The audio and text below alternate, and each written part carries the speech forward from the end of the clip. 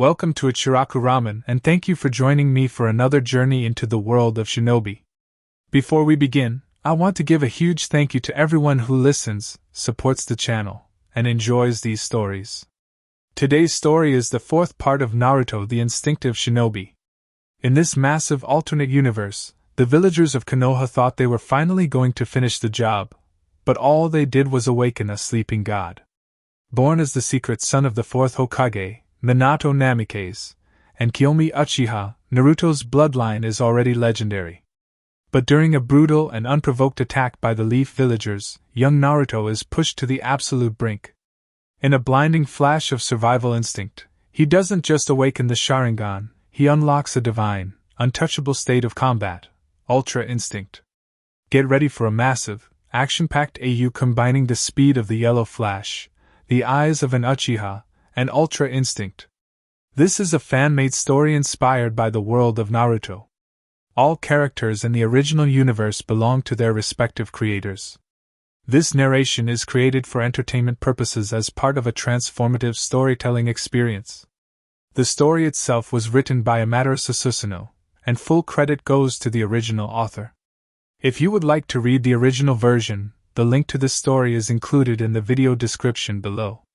If you like my content and want to keep up with future updates, hit that subscribe button and don't forget leave a like if you enjoyed the video. It not only helps me but helps with YouTube algorithm. Now sit back, relax and enjoy. Chapter 18. The Uchiha Falls and War Declared.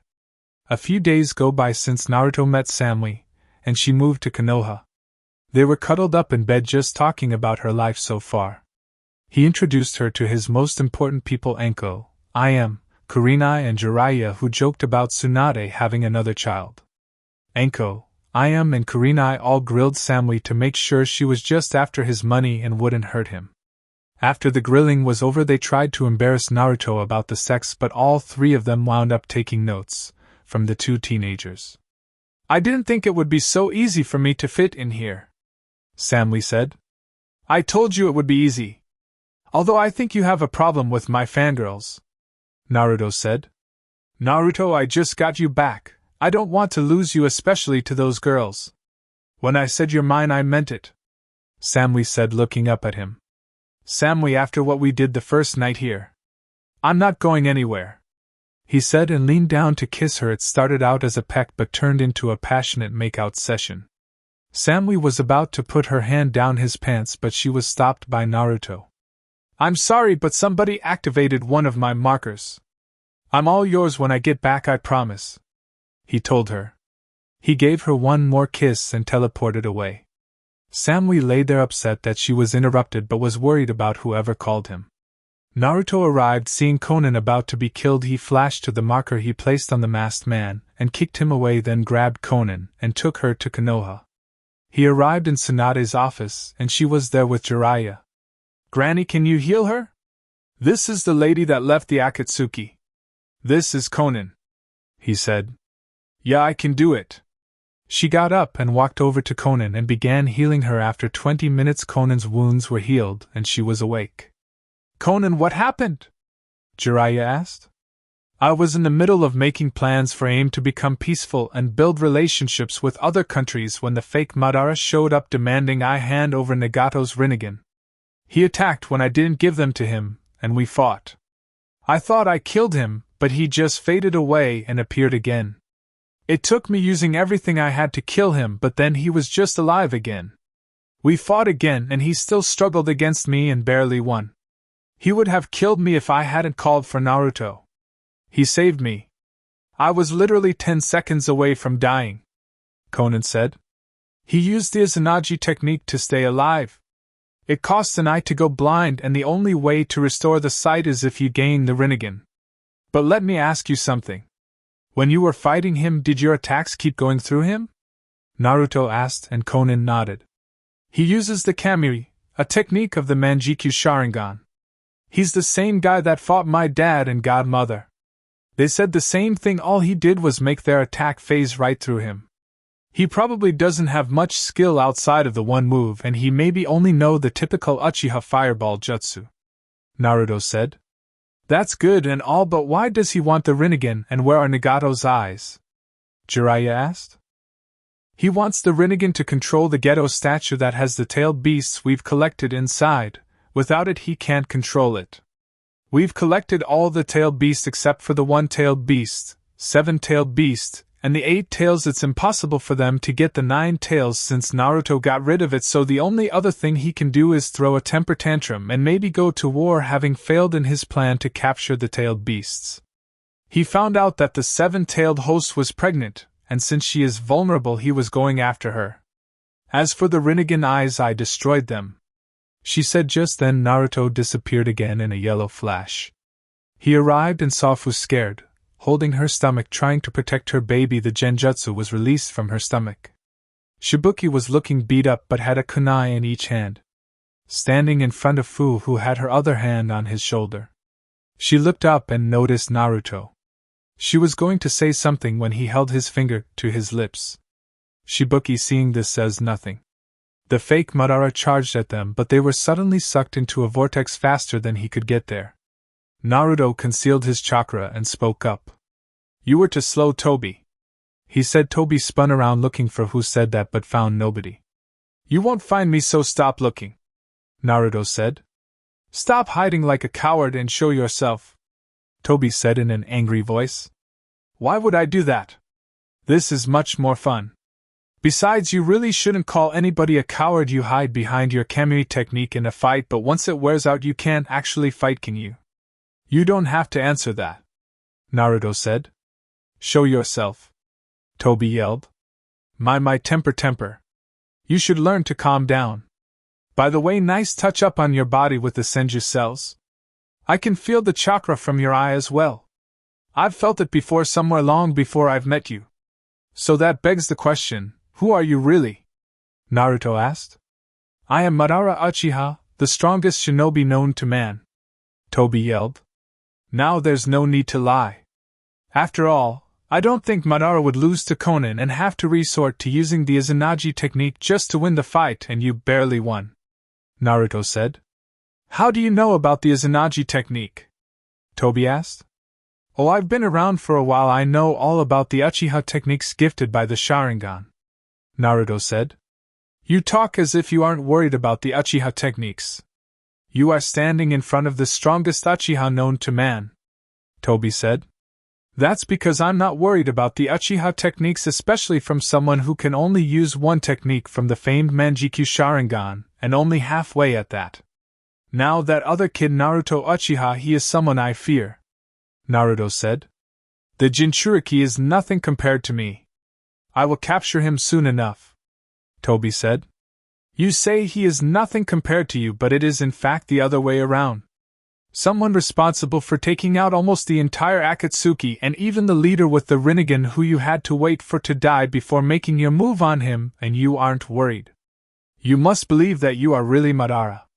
Oh well, it was nice seeing you again, Toby, Naruto said, and with that he vanished back to Konoha. Who was he? Toby asked himself before he disappeared in a vortex of his own. Naruto arrived back in the Hokage's office. What are you guys doing? Naruto asked. Just catching up with my old student, Jiraiya said. Where did you go, Naruto? Tsunade asked, pouring another drink. I had to save Fu and Shibuki from the fake Madara.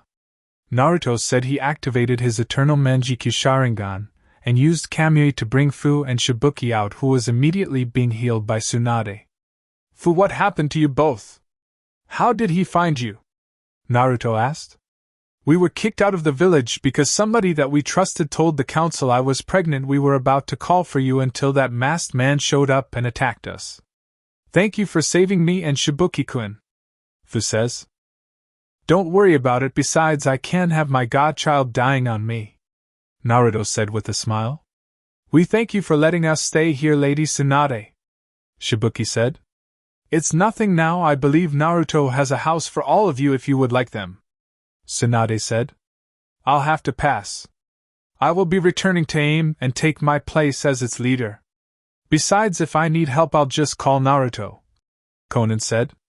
We'll take it, but I don't want to be a shinobi anymore, Lady Tsunade, I don't like fighting and was only forced to because I am a Jinchuriki. I want to stay at home and be a mother to my child. Fu said. I can accept that, and after you give birth in 3 to 4 months and rest up a bit, Naruto can remove the 7 tails from you if you'd like him to. Tsunade said. I would like that very much, Lady Tsunade. I'm sure Komi will be happy as well. Fu said. Ah, so you learned his name, that's good. Naruto said. Conan, when do you plan on leaving? Jiraiya asked. I'll leave tomorrow, it's late right now, she said. Okay, I'll head out with you. I need to do one final stop amongst my spy network, Jiraiya said. What do you mean, final stop? Naruto asked. It means I'm retiring Naruto. Tsunade and I want to have more kids, and before the rest of you say how, me and Tsunade, despite being in our 50s, kept our bodies in top shape so everything still works like we are in our 20s. Especially Tsunade, since she is part Uzumaki, she has that longevity thing going on. Plus, I'm leaving the spy network in good hands with you, Naruto, Jiraiya said. Well, that's enough excitement for the night. Everyone is dismissed. Conan, you can stay at my house since you're leaving with Jiraiya in the morning. Naruto, remember we leave in 3 days for the Kage summit. We can fly on Niji and get there in a few hours, so travel won't be a problem. I've already booked 2 hotel rooms for us. Now take Fu and Shibuki to their new home. Tsunade said. Everyone, Naruto, Fu, and Shibuki left while Tsunade, Jiraiya, and Conan stayed behind and had some drinks. Naruto was sensing the way Tsunade and Conan were feeling tonight, and if he had to guess, Jiraiya was getting lucky tonight. Naruto reached the compound and showed Fu and Shibuki the houses and told them what they had to do. They were shocked when they found out they only had to worry about food and clothes and whatever else that they needed. They entered the house and were amazed by the way it looked. Naruto told them if he needed anything to just come to him. They thanked him and he went home. He entered his house and called out for Samui, but she didn't reply. He checked the kitchen, the hot springs, the living room, and all of the other rooms since she likes to explore the house. He made it to his room and he heard the shower running and heard Samui moaning out his name. Skipped lemon scene. After an intense shower. Holy shit, that was intense. I can't feel my legs, Naruto-kun, Samui said. Yeah, I know. Next time will be even better. I'm putting you to sleep next time, Naruto said, grabbing the soap so they can both was up. I'm looking forward to it. Next time I wanna just ride you. That dick of yours is magical. I can't believe you waited for me. I almost caved in one time almost 2 years ago before Cammy froze time and talked to me, she said, running her hand over his dick. Yeah, I almost gave around that time and Cammy talked to me as well, Naruto said, lathering them both up with soap before they rinsed off and got out the shower. They dried off and put clothes on. Naruto just out on some boxers and sweatpants while Samui put on one of Naruto's shirts and a pair of panties. They laid down and Samui snuggled into his chest and he wrapped an arm around her. Naruto-kun, can I tell you something? Samui asked. You can tell me anything, Samui-chan, Naruto responded. I'm scared about the Kage summit. The Raikage will do anything to get me back. He was almost aggressive when I declined the missions to sleep with him. He tried to rape me one time I was returning from a mission. I managed to stab him before he could touch my breasts or anything. He just held me by my throat against the wall, telling me I was a kunoichi under his command that had no choice but to like what he would do. I got a kunai out and stabbed him in the chest. Every time I had a mission I would send a lightning clone just in case. I don't want him to take me from you. I just got you back and I don't ever want to lose you. Promise me he won't get me. Promise me that you will protect me, she said, crying her eyes out. I promise, Samui-chan, I won't let anything bad happen to you. Anybody tries anything, I'll kick their ass, he said and placed his hand on her lower back.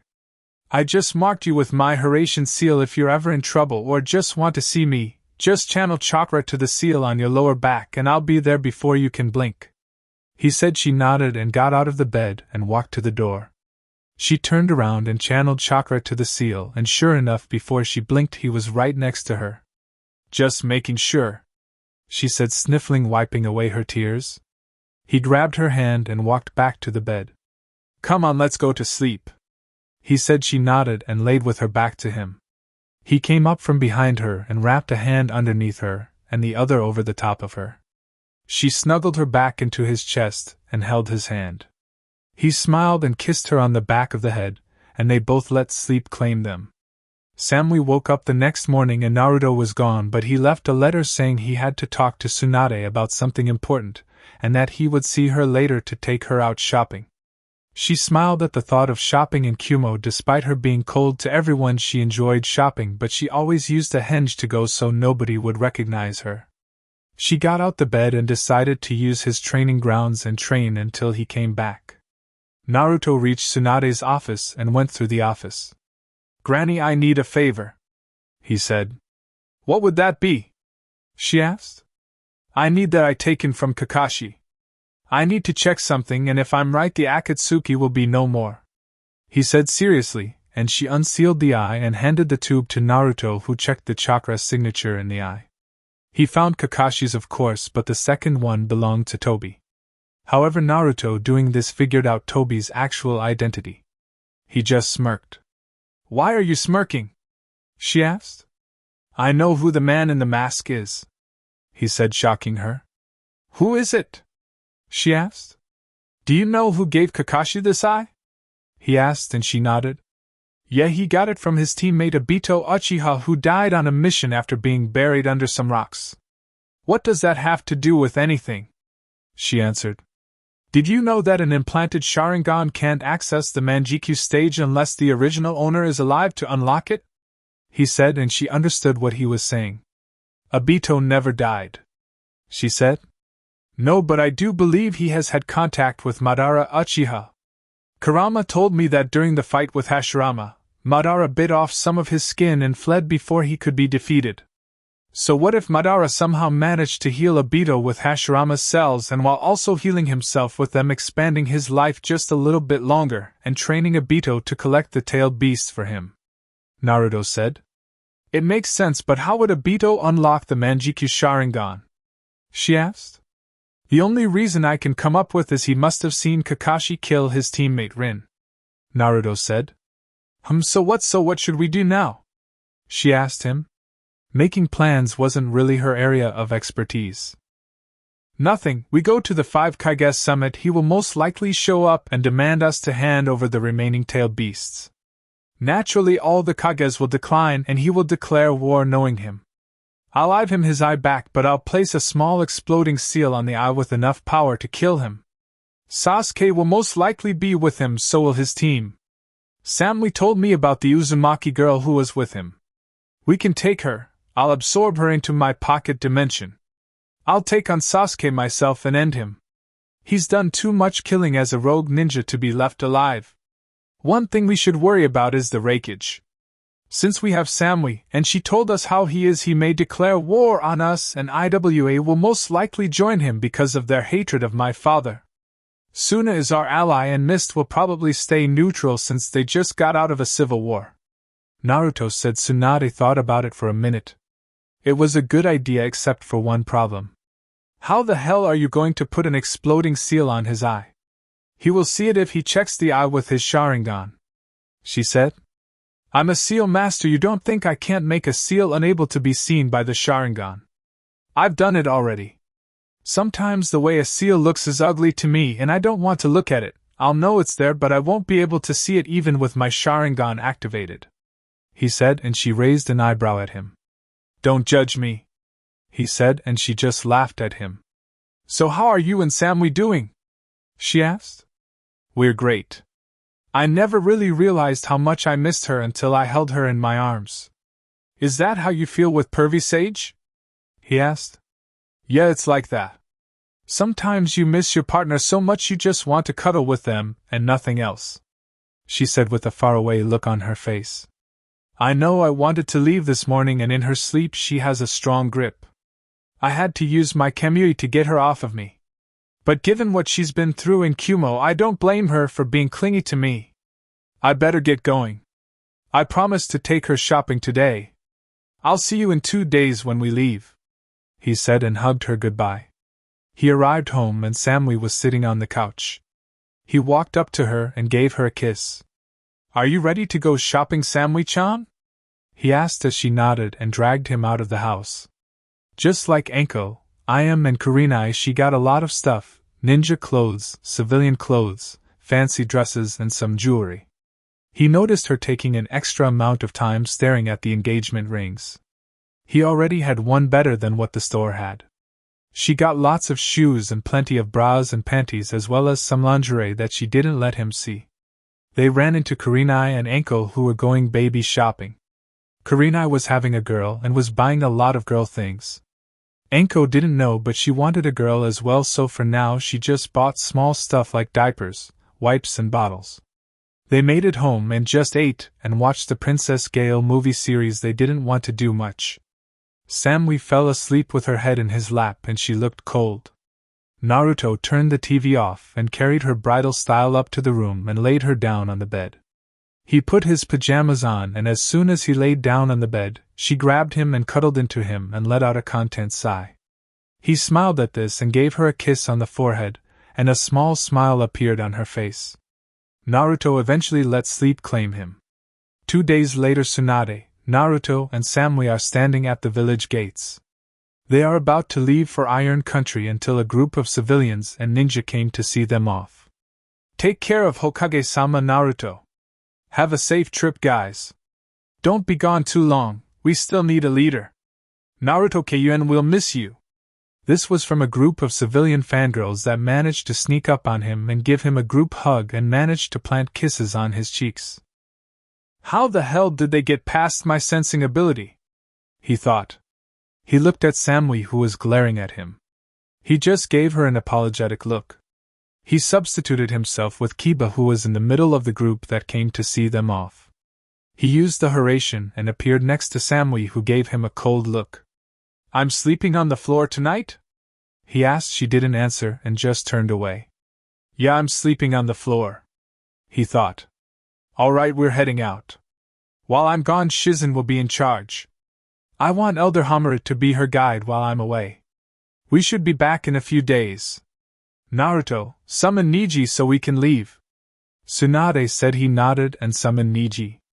"Naruto, I swear if you summon me to go back to the desert, I'm going to crush you."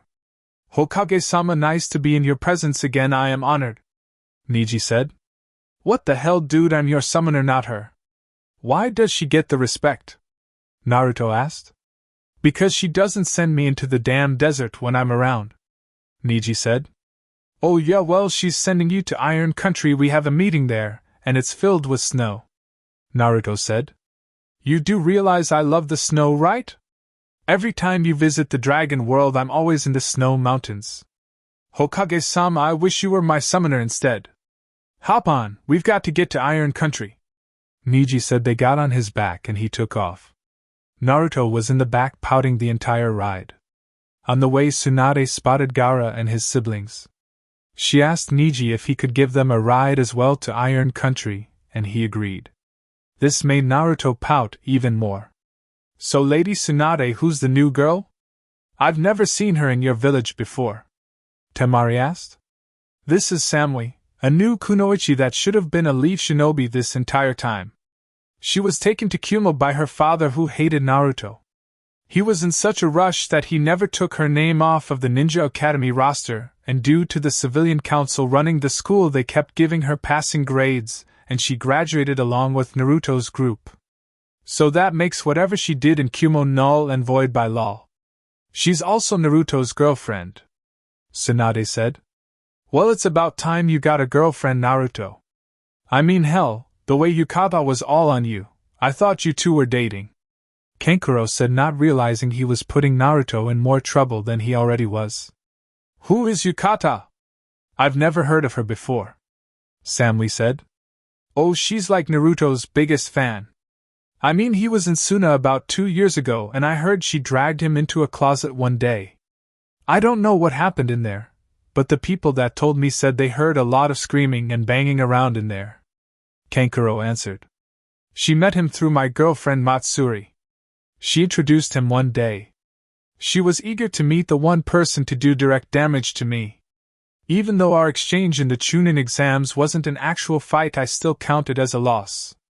Ever since then she's been after him, however it seems she's lost since he has you," Gaara said, not really helping Naruto's situation. "Is that so? He's never told me any of this.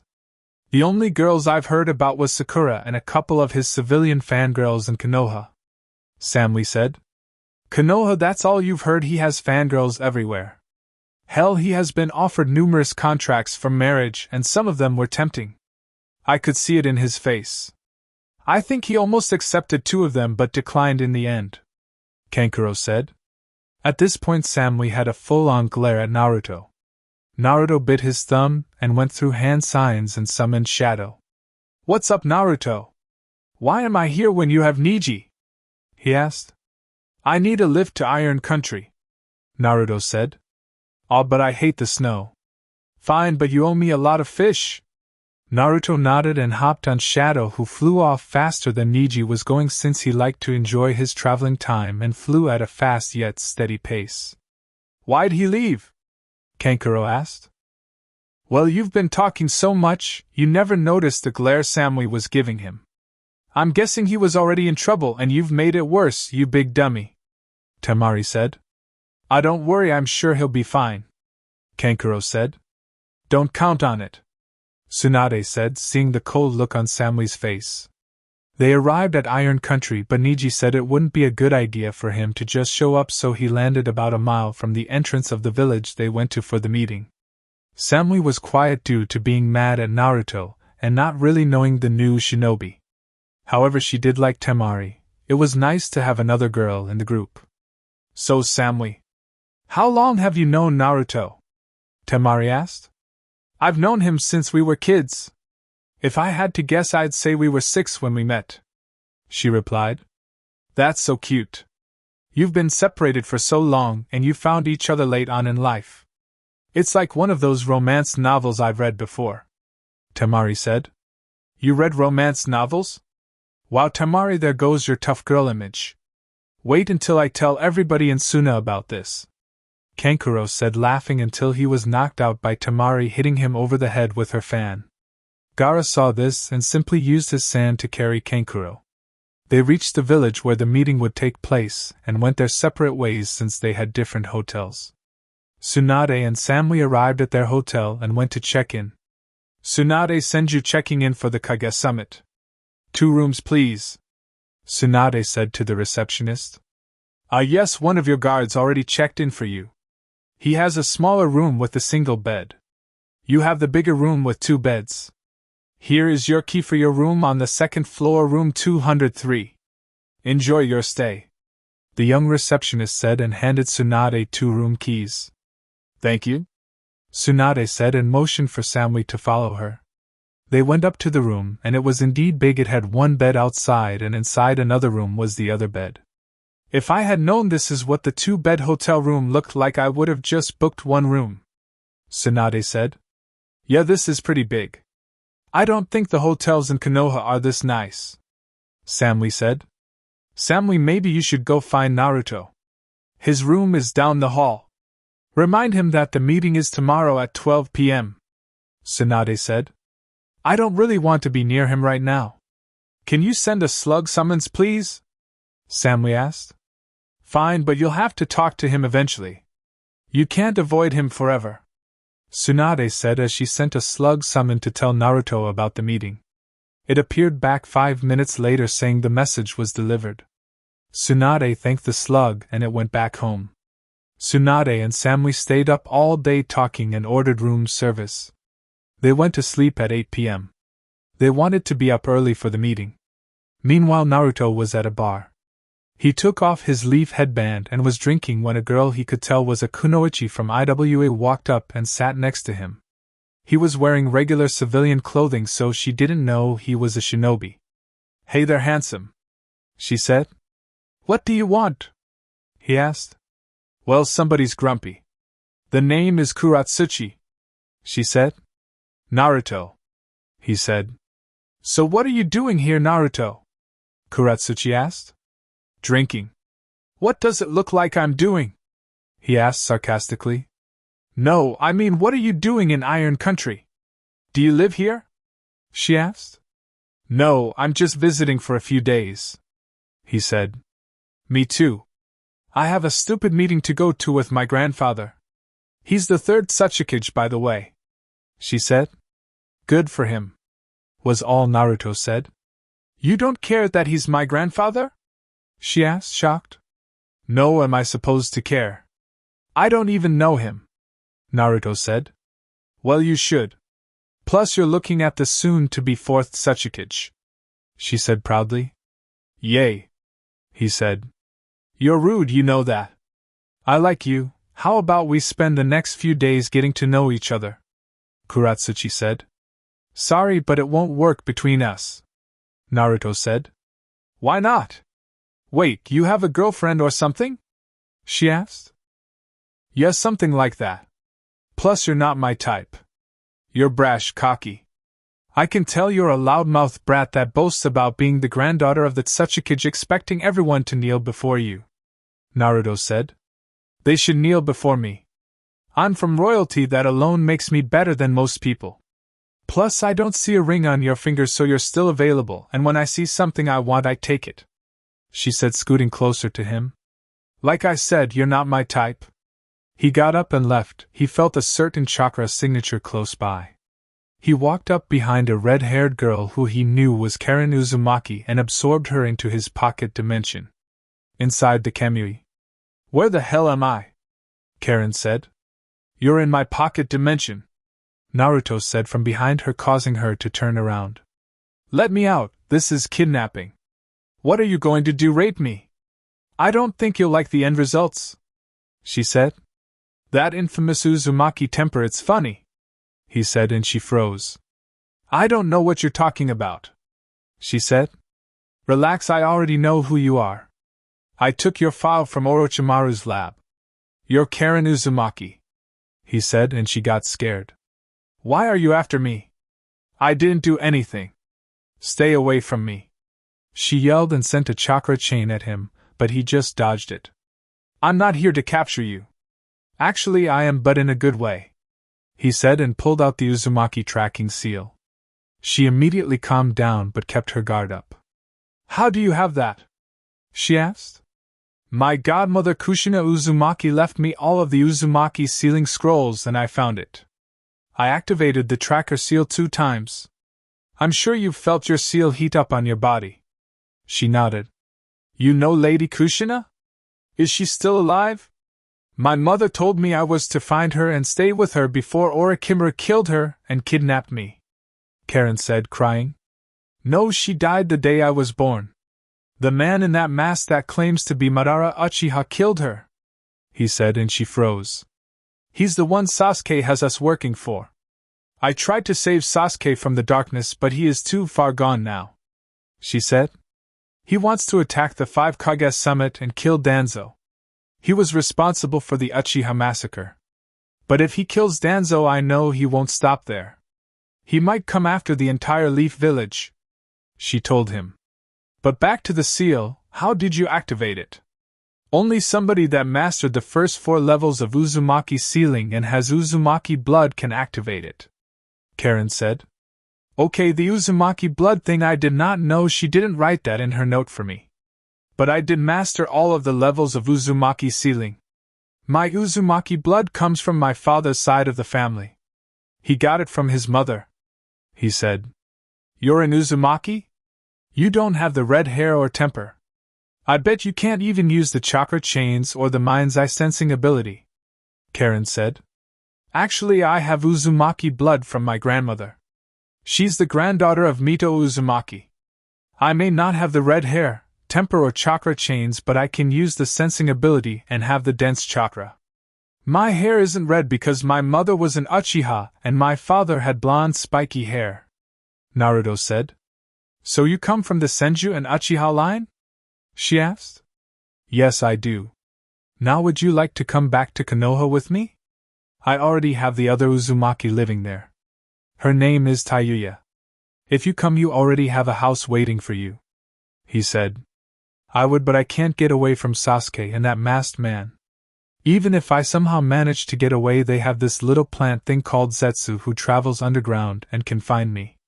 I'm stuck with them until I die basically. Besides, I'm a freak. I have bite marks on me from healing people due to my heal bite ability," she said, showing him her arms and legs. "Why don't you just use the healing chakra throughout your body to heal yourself and get rid of the bite marks?" he asked. She just stood there staring at him with a blank face. She started smacking herself. "Stupid, stupid, stupid. Why didn't I think of that?" she said, and used her healing chakra to heal herself, and the bite marks disappeared. "Wow, it worked! But how am I going to get out of the reach of the masked man and his spy?" she asked. "Don't worry, I've got it covered. Just show up at the Kage summit like you planned to and stay out of the way. Once you are clear, try to find Tsunade Senju during the commotion. She's the fifth Hokage. Tell her you're the last one, she'll understand what you mean. If you can't get to her, then stay hidden. I'll give you a copy of my key to my hotel room. Go there and I'll have a privacy seal over the room so nobody can find you. I'm sure that Zetsu guy won't be able to follow you since he stays with that fake Madara. I'll return to the room and find you after everything. Then you can come back to Konoha with us," he said. "Thank you so much," she said, and hugged him. "I'm going to let you out, just act normal," he said. She nodded and he took them both out of the dimension. "Now just remember to act normal at the Kage summit. I'll tell Tsunade about you being here." Karen nodded and left. He felt Toby coming to this location, so he masked his presence and hid. 2 minutes later, Toby appeared. I thought the Kyuubi Jinchuriki was here," he said. Well, if it isn't the so-called Madara Uchiha," Naruto said, causing the man to turn around, but he didn't see anybody. "I am Madara Uchiha. Now show yourself, don't hide like last time," Toby said. "Now why would I do that? Like I said last time, this way is much more fun. Madara wouldn't get this worked up over a voice, which proves you aren't him. Besides, we both know who you are.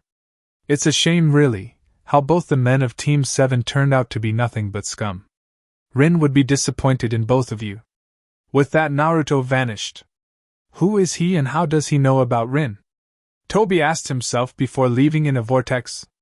Naruto went back to the bar since they closed at midnight, and he still had almost 2 hours before they closed. He kept drinking and multiple women tried to get him into their home, but he respectfully declined them all. He noticed Kuratsuchi was still there, but now she was with an older guy from IWA. She noticed him and gave him a glare. He just looked away from her to grab another drink. "Who are you glaring at, Kuratsuchi?" the man asked. "Nobody, Akatsuchi, don't worry about it," she said. Akatsuchi just shrugged before finishing his drink and leaving. Kuratsuchi left soon after. Naruto kept drinking, but due to his healing ability he didn't get drunk. The man at the bar told him it was closing time. Naruto paid for his drinks and bought 2 bottles of sake and returned to his hotel room. He stayed up until about 2 a.m. before finally going to sleep. He woke up at 11 a.m. and searched for Tsunade's chakra signature, and she was already gone to the meeting building and Samui was with her. He got out of bed, took a shower, and got dressed in his usual Jonin attire, and put his headband on. He looked in the mirror, and couldn't help but smile at how much he looked like his father.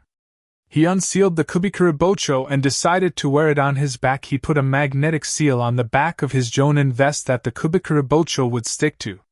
He looked at the clock. He had 5 minutes until the meeting started. He used the narration seal he placed on Tsunade to get to her.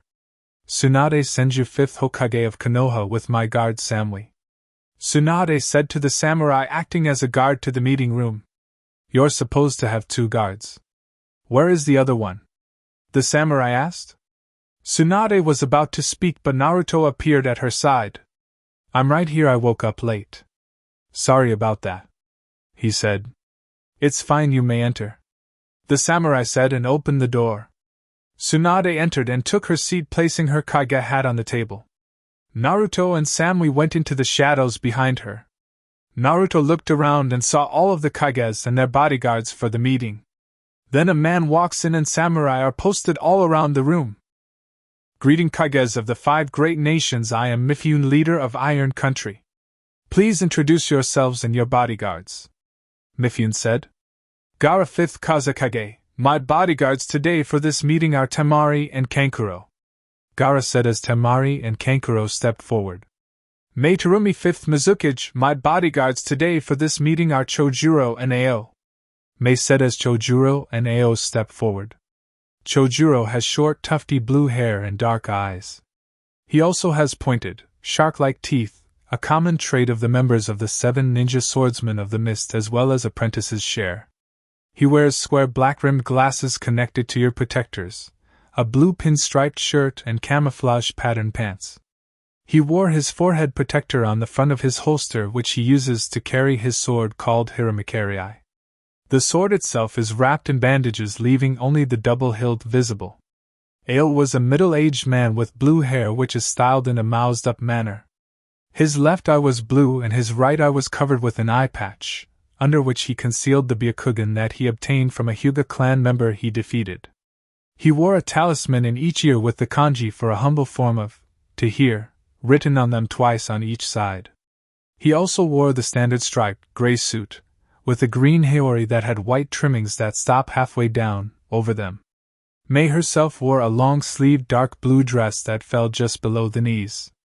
It was closed at the front with a zipper, and is kept open on the front right side from the waist down. The dress covers up to the upper part of her arms and the underside of her breasts. Underneath she wears a mesh armor that covers slightly more of her upper body than her dress. She also wears a skirt the same color as her dress and underneath those mesh leggings reaching down over her knees. Around her waist she wore a belt with a pouch attached to the back on the left along with high-heeled sandals, shin guards reaching up over her knees, dark blue nail polish on her fingers and toes, and wears fuchsia lipstick. She has green eyes and ankle-length auburn hair styled into a herringbone pattern at the back, a topknot tied with a dark blue band and with 4 bangs at the front.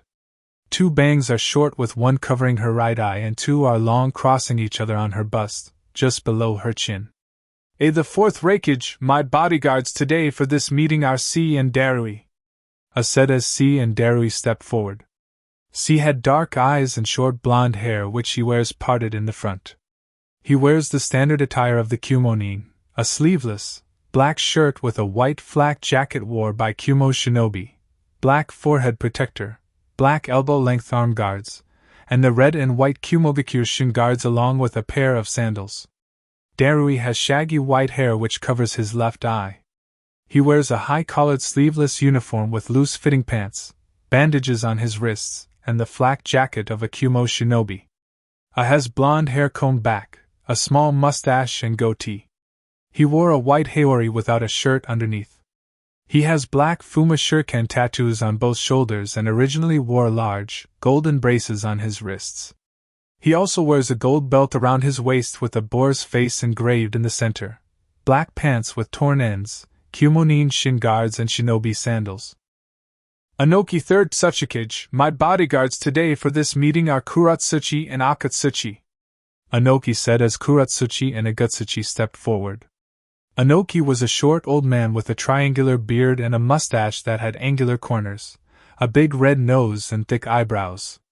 The top of his head was completely bald, although he had long white hair on the lower half of his head which is styled in a traditional Chanmage haircut, the back of which was tied with a yellow ribbon into a topknot. Anoki wore a green and yellow coat with a red collar. Underneath he wore the traditional Iwagakure outfit consisting of a light green version of Iwagakure's flak jacket and mesh armor. He however had both the sleeves of his shirt, but kept the single lapel on his right side. Along with this he wore sandals. Kuratsuchi has short, black hair and black eyes which are accentuated by her eyelashes running upwards at the corners. She wears the standard attire of the Iwa Nin consisting of a red uniform with her right sleeve missing and a lapel over her right leg, the brown Iwagakure flak jacket, fishnet tights and a skirt over them. She also wears regular shinobi sandals and a pair of gloves. Akatsuchi is a large man, with dark eyes and black hair that spikes out at the back from underneath his bandana-styled forehead protector. He has large cheeks, and a plump nose which give him an overall look of constant joviality. He wears the red Iwagakure uniform which has both its sleeves, underneath his flak jacket, and accentuates it with a yellow scarf which he wraps around his neck. Tsunade Senju Fifth Hokage, my bodyguards today for this meeting are Naruto Namikaze and Samui, she said as Naruto and Samui stepped forward. What? Inoki, and Kuratsuchi all yelled together. Something the matter? Mifune asked, not really understanding what the yelling is for. Kuratsuchi went first. I met this leaf scum at the bar last night, she said. Naruto got a glare from Tsunade and Samui for different reasons. He is the spawn of that Namikaze, Inoki said while adding venom to the Namikaze name. Samui is a jonin of Kumo and now she is a Konoha shinobi. Then she has the nerve to actually bring a Namikaze to this meeting as her bodyguard. Samui, I demand you come over here right now or I'll have you killed on the spot, I said. Sorry Reikijidano, but Samui is an official jonin of Konoha. When she moved to Kumo, her father never took her name off of the Ninja Academy roster. Due to the fact that the Civilian Council managed to run the Ninja Academy during the Third Hokage's reign, they boosted the grades of all of the civilian kids and passed her. She graduated from the Leaf Ninja Academy with Naruto's group. Law states you cannot be enrolled in two different schools. Since the Leaf Academy was her first school, she has always been a Leaf shinobi. So that makes all missions and anything else she did in Kumo null and void, Tsunade said, and I didn't like this. C kills Samui, she is a traitor. C charged at Samui but was flung into the wall with the tip of the Kubikurbocho at his neck. He looked up and saw Naruto staring at him with his Sharingan activated. Do you wish to die? If not, I suggest you not make any aggressive action towards us or you and your Kage will die. Mei, can you please tell Ao to deactivate that stolen Byakugan of his and hand it over to me before I rip it out myself? Naruto asked, and Mei looked at Ao. You heard him. Deactivate the eye and remove it. Hokage-dano, do you mind healing my bodyguard's eye? Mei asked, and Tsunade nodded. She walked up to Ao, who removed his eye patch and had Tsunade remove the eye and heal him. She handed the eye to Naruto, and he sealed it away. Mifune stood up and spoke. Stand down, this was supposed to be a peaceful meeting. Kages, order all of your shinobi back now, he exclaimed, and all the Kages nodded to their bodyguards and everybody went back to their respective areas. Mizukage-sama, since I returned the eye, he has to return the sword. Ao said he was pissed off that he had to give up that eye. No, he doesn't, that sword only lets a select few hold it, and Naruto is one of those few. By the way, good to see you again, Naruto. You've grown into a lovely young man. I wouldn't mind another game of me chasing you, Mei said in a seductive voice, licking her lips. I'm doing fine, Mei, thanks for asking. I see you still look as lovely as last time, he said. This got him a glare from Samui again. As for the game, I have to decline, but thanks for the offer, he said. How dare you call Lady Mizukage by her name? Shows some respect, Ao said. Ao, shut up or I'll kill you, Mei said in a calm voice with a sweet smile on her face. Ao wisely shut up and backed away. Enough, I yelled. We're here to discuss the Akatsuki. They are made up of shinobi from all of your villages, I said. You've all had something to do with them. Kuri was run by the Akatsuki. IWA has used them for missions in the past, and the Leaf and Sand have had members from their village join in the ranks. Sand even worked with the Akatsuki, I said. It's true, Kuri was being led by the Akatsuki. The fourth Mizukage was being controlled by a man in a mask with a Sharingan. I found his journal he wrote before he was under his control. But me personally, I have not used the Akatsuki at all, and I've been rebuilding my village since I took over, trying to fix the mistakes of my predecessor, Mei said. IWA only hired them for basic mercenary jobs our shinobi did not want to do. Back then they were just a normal group looking to make money. I saw no harm in hiring them, Inoki said. Sand has never worked with the Akatsuki, so I have no idea what you are talking about, Gaara replies. Orochimaru's known to have been a member of the Akatsuki. Your father was working with him for the Konoha invasion, I replied. Well, your sources must suck at their job. It was well known that Suna aided Konoha in the invasion, and my father was ambushed by Orochimaru, and killed because he refused to invade Konoha. Gaara replied. Konoha had 3 members in the Akatsuki and 2 are dead. At least we have been fighting the Akatsuki. I've reached out to every village to help take them down. I've only heard back from Suna, who agreed, and Kiri, who had to decline due to them having just finished a civil war and needed to rebuild. IWA flat out refused since they just basically gave away their Jinchuriki.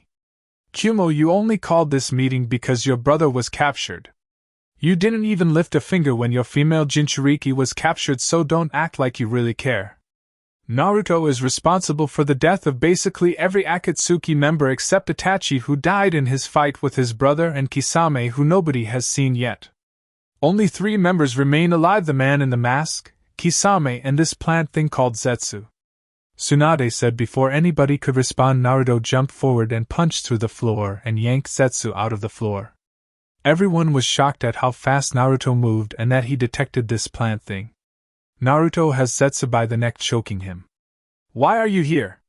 He asked. He already knew but wanted Zetsu to tell him. Sasuke Uchiha is here in the building. He said. Naruto knew where he was already but was waiting for Karen to hide. Where is he? I yelled at Zetsu. Thanks for the information, you're no longer needed, Naruto said. Wait. Zetsu yelled, but Naruto sliced his head off with the Kubikurabocho. Unknown to him or the others, millions of Zetsu clones all around the shinobi nation collapsed. He's so ruthless, Temari thought. I want to be strong like him, Chojuro thought. Typical leaf scum. Flashing their strength, Kuratsuchi thought.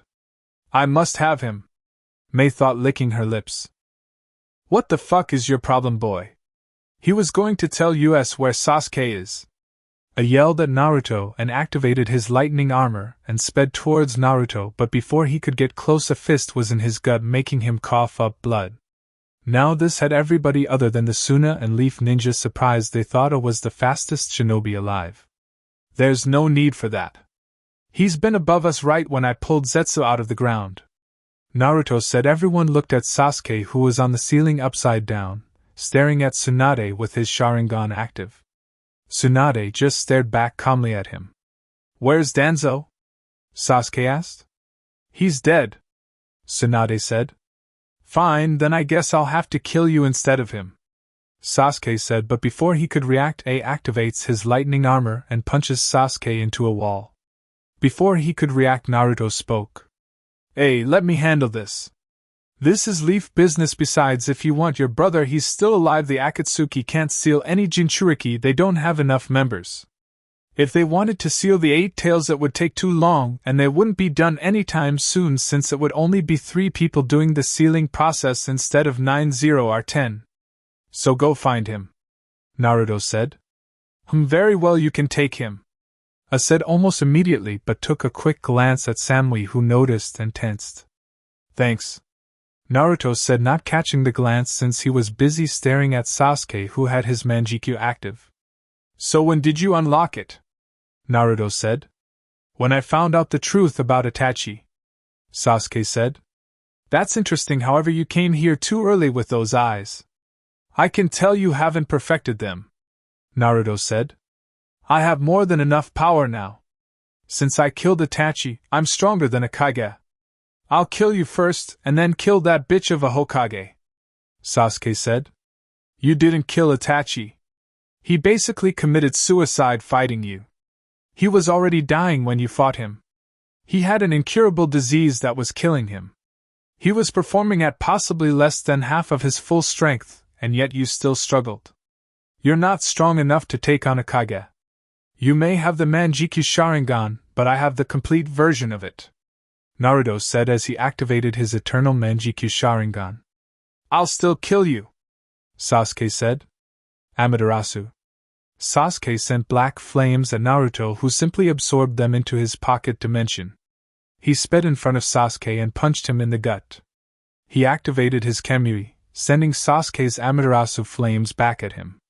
Sasuke, not expecting this, got hit by the flames and screamed out in pain before canceling out the flames. He charged at Naruto with his Chikudo covered in lightning chakra and swung at Naruto's head. He ducked and grabbed the sword with his hand and redirected the lightning through his body to his hand, making it turn red. Naruto felt somebody come up from behind him and shot the lightning chakra at him. It was some idiot who turned his body into water and was electrocuted to death as he evaporated. Everyone was shocked by what Naruto just did. How did he redirect lightning like that? C asked. I don't know, but the lightning turned red after it was released from his body, Darui said. He's strong. I wonder if he's still single. Perhaps this time he can see more than just my breasts. May said. Now this pissed Samui off big time. Before she could glare, the Raikage grabbed her from behind and put his hand over her mouth. I told you. You belong to Kumo now. I'm taking you back and will learn to obey me. He said. She was so scared that she almost forgot about the seal on her lower back.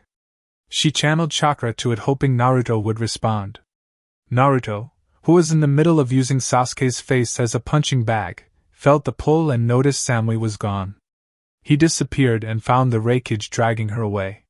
He kicked him in the face and sent a chakra-enhanced punch to him, sending him back into the meeting room through a wall. Samui clenched onto Naruto and was shaking. He just held her and teleported back to Tsunade's side. Keep her safe for me, he told her. She nodded. Samui didn't want to let go but reluctantly did. Naruto stood and looked at Sasuke, who was surrounded by a purple rib cage, but he could tell it was causing him pain. Naruto teleported to the Hiraishin seal he placed on Sasuke when he punched him in the gut. Sasuke was surprised Naruto got in the rib cage, but was even more shocked when Naruto summoned his second stage Susanoo, and it broke through his easily. Naruto dropped the Susanoo, picked Sasuke up and threw him against the wall. He summoned a lightning javelin to his hand and threw it at Sasuke. It stabbed him in the shoulder, making him scream out in pain again. He was about to kill him when he had to duck out of the way from a fist from a deranged orange-haired guy. Half of his skin was gray and his arm looked like an axe. Naruto decided to end it quickly with him. He kicked him, and when he stood up he threw a lightning javelin through his head and rammed a lightning edge through his heart, killing him brutally. Sasuke stood up and charged Naruto from behind and sent a punch at the back of Naruto's head, but he didn't flinch. Instead he phased away and Sasuke realized he was in a genjutsu. He broke it, and only saw a wall coming up in front of him. Naruto has him by the back of his head, and just bashed his face into the wall. He dropped Sasuke to the ground and paused to search for Karin. He felt her reach the hotel, then a minute later he knew she activated the barrier. He smirked at this. Now even if Tobi managed to get Sasuke, he couldn't heal him. Sasuke stood up and Naruto ran up to him. He covered his hand in chakra and ripped out Sasuke's right eye. He yelled as he held his eye. You son of a bitch! He yelled at Naruto. Yeah, it's time for you to die, he said. Sasuke charged at him with a Chidori. He threw his hand forward at Naruto's heart, but Naruto did something unexpected. He grabbed his arm, jumped up to his neck and spun around, and before Sasuke could react, Naruto had him on the ground in an armbar. Naruto did a quick movement and broke his arm at the elbow. Before Sasuke could do anything, Naruto shoved a giant Rasengan into his face until he died. Well, that's disappointing. Him and his team were needed for my plans, a voice said. Who said that? The Raikage asked, and a swirling vortex was seen at the end of the table near the wall, and out came a man in an orange mask. I did. My name is Madara Uchiha, the masked man said. That's impossible. Madara died long ago, Inoki said. That's because he isn't Madara, Naruto said. He's standing right there, you leaf scum, Kuratsuchi said. You're fucking stupid and your Uchiha eyes must be failing if you can't see that he's right in front of you, Ao said. Well, let's go over a few facts, shall we? Number 1, Madara didn't need to use a jutsu to make his voice deep. If you focus, you can tell he is sending chakra to his vocal cords to make his voice deep. Fact number 2, Madara wouldn't wait until a man is dead to take something from him. He had to wait until Pain, the puppet head leader of the Akatsuki, was dead to get his Rinnegan because he was scared to fight him when he was alive.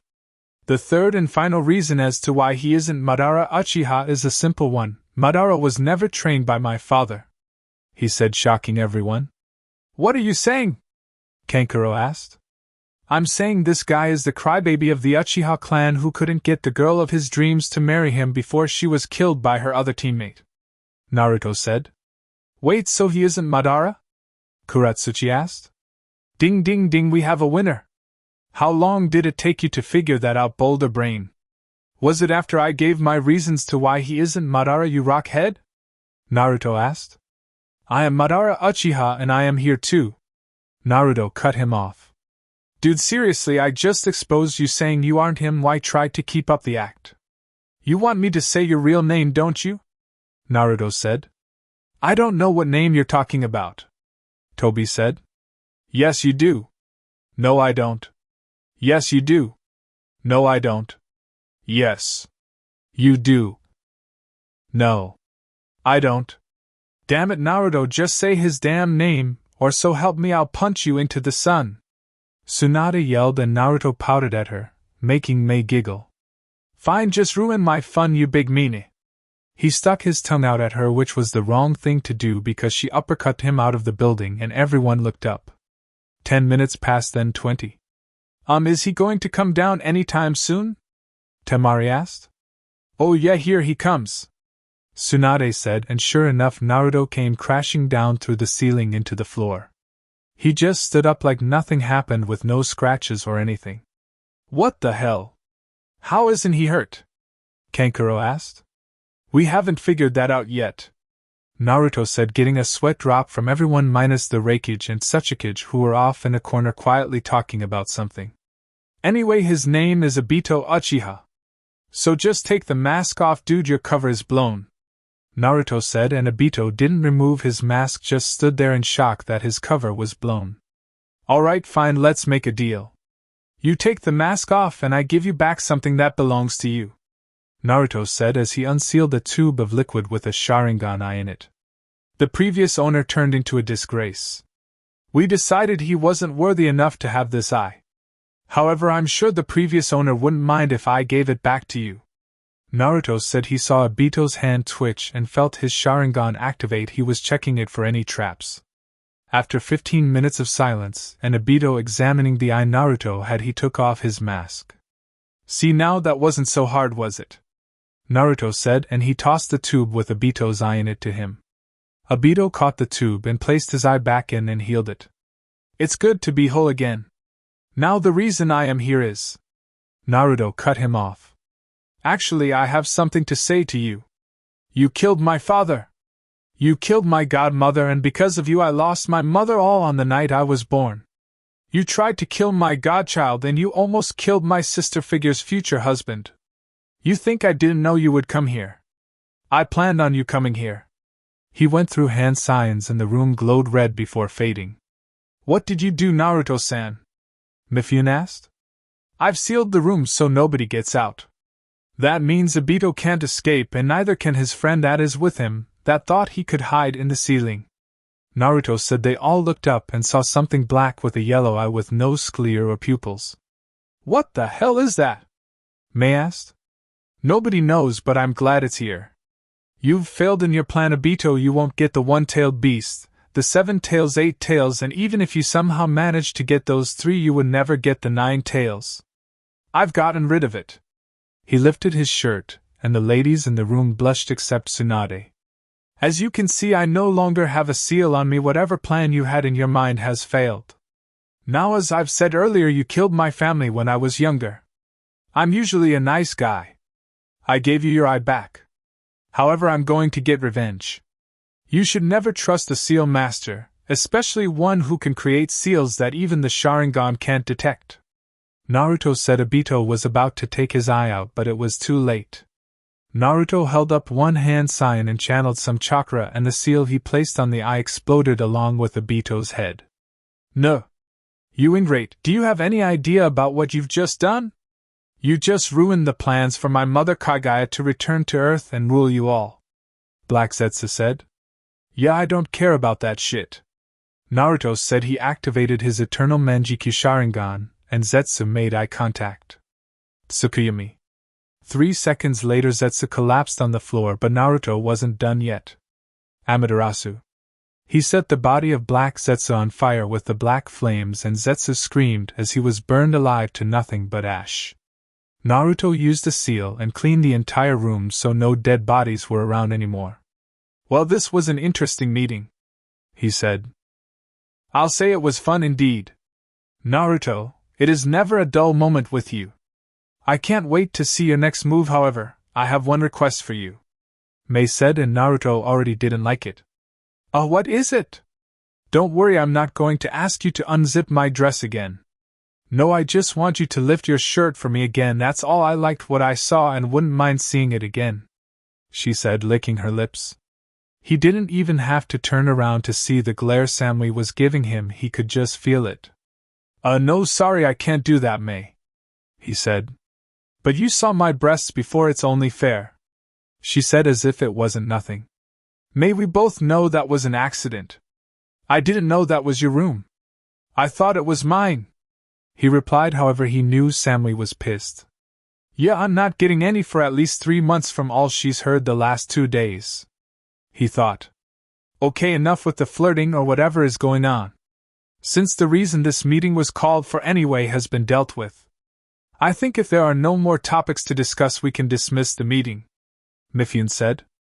"Actually, there is one topic we feel needs to be brought up," Anoki said and nodded to A. "Kumo and IWA have joined forces and we declare war on Konoha. Without the Kyuubi on your side anymore, we have more than enough strength to burn you to the ground," A said. "What the hell?" Ao said. "Are you sure you want to do that?" Mifune said. "Yes, we are. It's time the Namikaze line ends and Kumo deserves a Hyuga clan. This is not up for discussion," Anoki said. "While Konoha has been relaxing and getting invaded, Kumo and IWA have been growing our forces, training our shinobi. Maybe if the Leaf had stronger shinobi, the third Hokage wouldn't have died in such a pathetic way. Sacrificing your life for a bunch of weak shinobi, he was a pathetic old fool and a waste of life," A said. Next thing he knew, his left arm was cut off from the elbow down. Everyone looked around for who did it. They didn't see anyone move, but then Naruto spoke up. "You do not insult the legacy of the third Hokage in my presence. Consider me cutting off your arm, the first act of war. I'm leaving, this meeting is over," he said in a cold tone that made everyone shiver. He left in a swirl of blue flames and went back to his hotel room. "Suna will always be on Konoha's side. We are also joining this war. Although with the way Naruto's feeling, I doubt we would be needed," Gaara said. Temari and Kankuro nodded. "Kiri will stay out of this. We have just finished a civil war, and cannot afford to join in another war at this time," Mei said, scratching her head. "Hokage-sama, what do you have to say about this?" Mifune asked. "If you want a war, then a war it is. But trust me, that boy you just pissed off does not take threats lightly, and he has enough power to slaughter your forces himself. I guess it's time for the Flash to be reborn. Samui, let's go," Tsunade said calmly, and they left the meeting. They arrived at Naruto's room and he wasn't there. They opened the door and see Karen on the bed. "Who are you?" Samui asked coldly. "She's Karen Uzumaki, one of the last full-blooded Uzumaki alive. I take it Naruto told you to come here," Tsunade said. "Yeah, he said if I couldn't get to you during the Kage Summit mess, then I should come here to his hotel room. He's in the shower if you are looking for him," Karen said. Just then Naruto walks out in a towel, not even acknowledging the fact that Tsunade and Samui were in the room. He grabbed the scroll with his clothes in it, and went back to the bathroom. He came out 10 minutes later dressed in his usual Jonin uniform, but this time he wore a haori that looked like his father's, but it was black with silver flames on the bottom, and had the kanji for dragon on the back. He was about to leave when Tsunade spoke up. "Naruto, where are you going?" she asked. "I need to meet up with some of my contacts. I need to see if they have any information on Kumo and IWA growing their forces. The other is working undercover in a certain village and left a note in a specific place for me to pick up with something important on it." He said. He sounded just like Jiraiya. "That's what Jiraiya always says when he has to leave. But I think you must know that Gaara and Suna are on our side, but Kiri is not. Mei said they can't afford to join a war. Tsunade said. Was she scratching her head when she said that? Naruto asked. Yes, why? Tsunade replies. That means she's on our side. She actually finished the rebuild 2 months after the war ended. Most of the fighting happened in a deserted part of Kiri. The rebels were stealing money from the Mizukage supporters. They stole so much that it would make me look broke, and you know how much money I have. Anyways, they have more shinobi than you think, less than us but more than Suna, he said. How do you know that? He said. I helped her rebuild and used my shadow clones to speed up the process. I placed a seal around the village that killed any spies so word never got out until she was ready for it, he said and turned to leave. Naruto, wait, I need to. Naruto cut her off. Damn it, Granny, I need to go see my contacts. I'll see you back in Konoha in a week, he said and walked out of the room. Had he turned around, he would have noticed it was Samui, not Tsunade, who wanted to talk to him. A week later, Naruto just made it back to Konoha and headed straight to Tsunade's office, and he came through the window. Tsunade, put your tits away, we need to talk. Jiraiya, put your boner up, Naruto said seriously. They did what he said because he never calls them by their names. What is it? Tsunade asked. Kumo and IWA have a third country joining them, Naruto said. Who is it? Jiraiya asked. Oto, and the person leading them is Orochimaru. I don't know how, but he is alive. Apparently Kumo and IWA have been planning this war on us for a long time, and Orochimaru being how he is joined them. The good news is that Iron Country, Ain, Taki, Kusa, River Country, Barren County, Yugakure, Hyuga Country have all closed their borders and have a kill-on-sight order for anybody not from their village during this war. So that means Kumo and IWA would have to travel around those borders to Oto and attack from the north. Kumo could sail east and go south, but the only two options that way are if they head through Whirlpool borders, but Whirlpool is protected by whirlpools that can only be stopped by an Uzumaki, or they would destroy a thing that comes near them. The other option is if they head out far east and travel around Kiri, but May has set up units that will destroy any Kumo ship that sails past them. That's how Kiri will be helping us. I've dealt a blow to Orochimaru already. He was planning on reanimating a lot of past shinobi, including the real Madara Uchiha and the past Hokages, but my contact tracked down where he was keeping all of the needed DNA for the jutsu and left one of my kunai there. I destroyed all the DNA and about 1,000 of his shinobi before I was noticed, he said. Damn, Naruto, your spies are even better than mine. I made a good choice in retiring, but you still haven't found a successor for the Toad contract, Jiraiya said. Actually, I have. My little firecracker, although she hasn't told anyone, has been feeding and taking care of little baby toads, keeping them safe. But anyway, what I did plus the countries shutting the borders have put their plans back by 3 months at least, so we can use this time to have the shinobi train, Naruto said. That's good, plus another thing you forgot was that now instead of us having to fight on 3 different sides, we only will be getting attacked from the north. This works in our favor big time, Tsunade said. Now anything else? She said. Actually, yeah, Pervy Sage, how was the threesome? Tsunade blushed and Jiraiya held up 2 thumbs with a huge smile on his face. Naruto left before Tsunade could punch him. It was late, so he went home. He entered the house and walked to the living room. Samui was on the couch. He went to talk to her, but a glare from her told him she was still mad, so he grabbed his clothes from his room, took a shower, and went to sleep in a room at the other end of the hallway. Halfway through the night he felt Samui come into the room and get in bed with him. He didn't acknowledge her at all, he just laid there. Can we talk? Samui asked. I don't know. I tried to talk to you earlier when I came home, yet you glared at me with hate in your eyes. As a matter of fact, why did you even come in here? He asked. I haven't seen you in a week and you didn't say goodnight or give me a hug or kiss, nothing. I even made dinner, but you didn't go in the kitchen.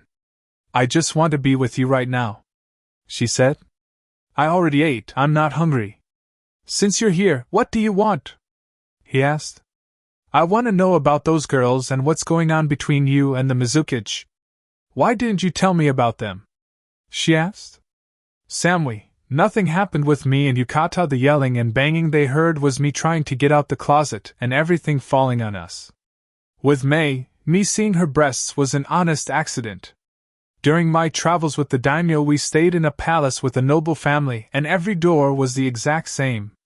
I walked in and she had just opened her dress and took off her mesh shirt, and I saw them.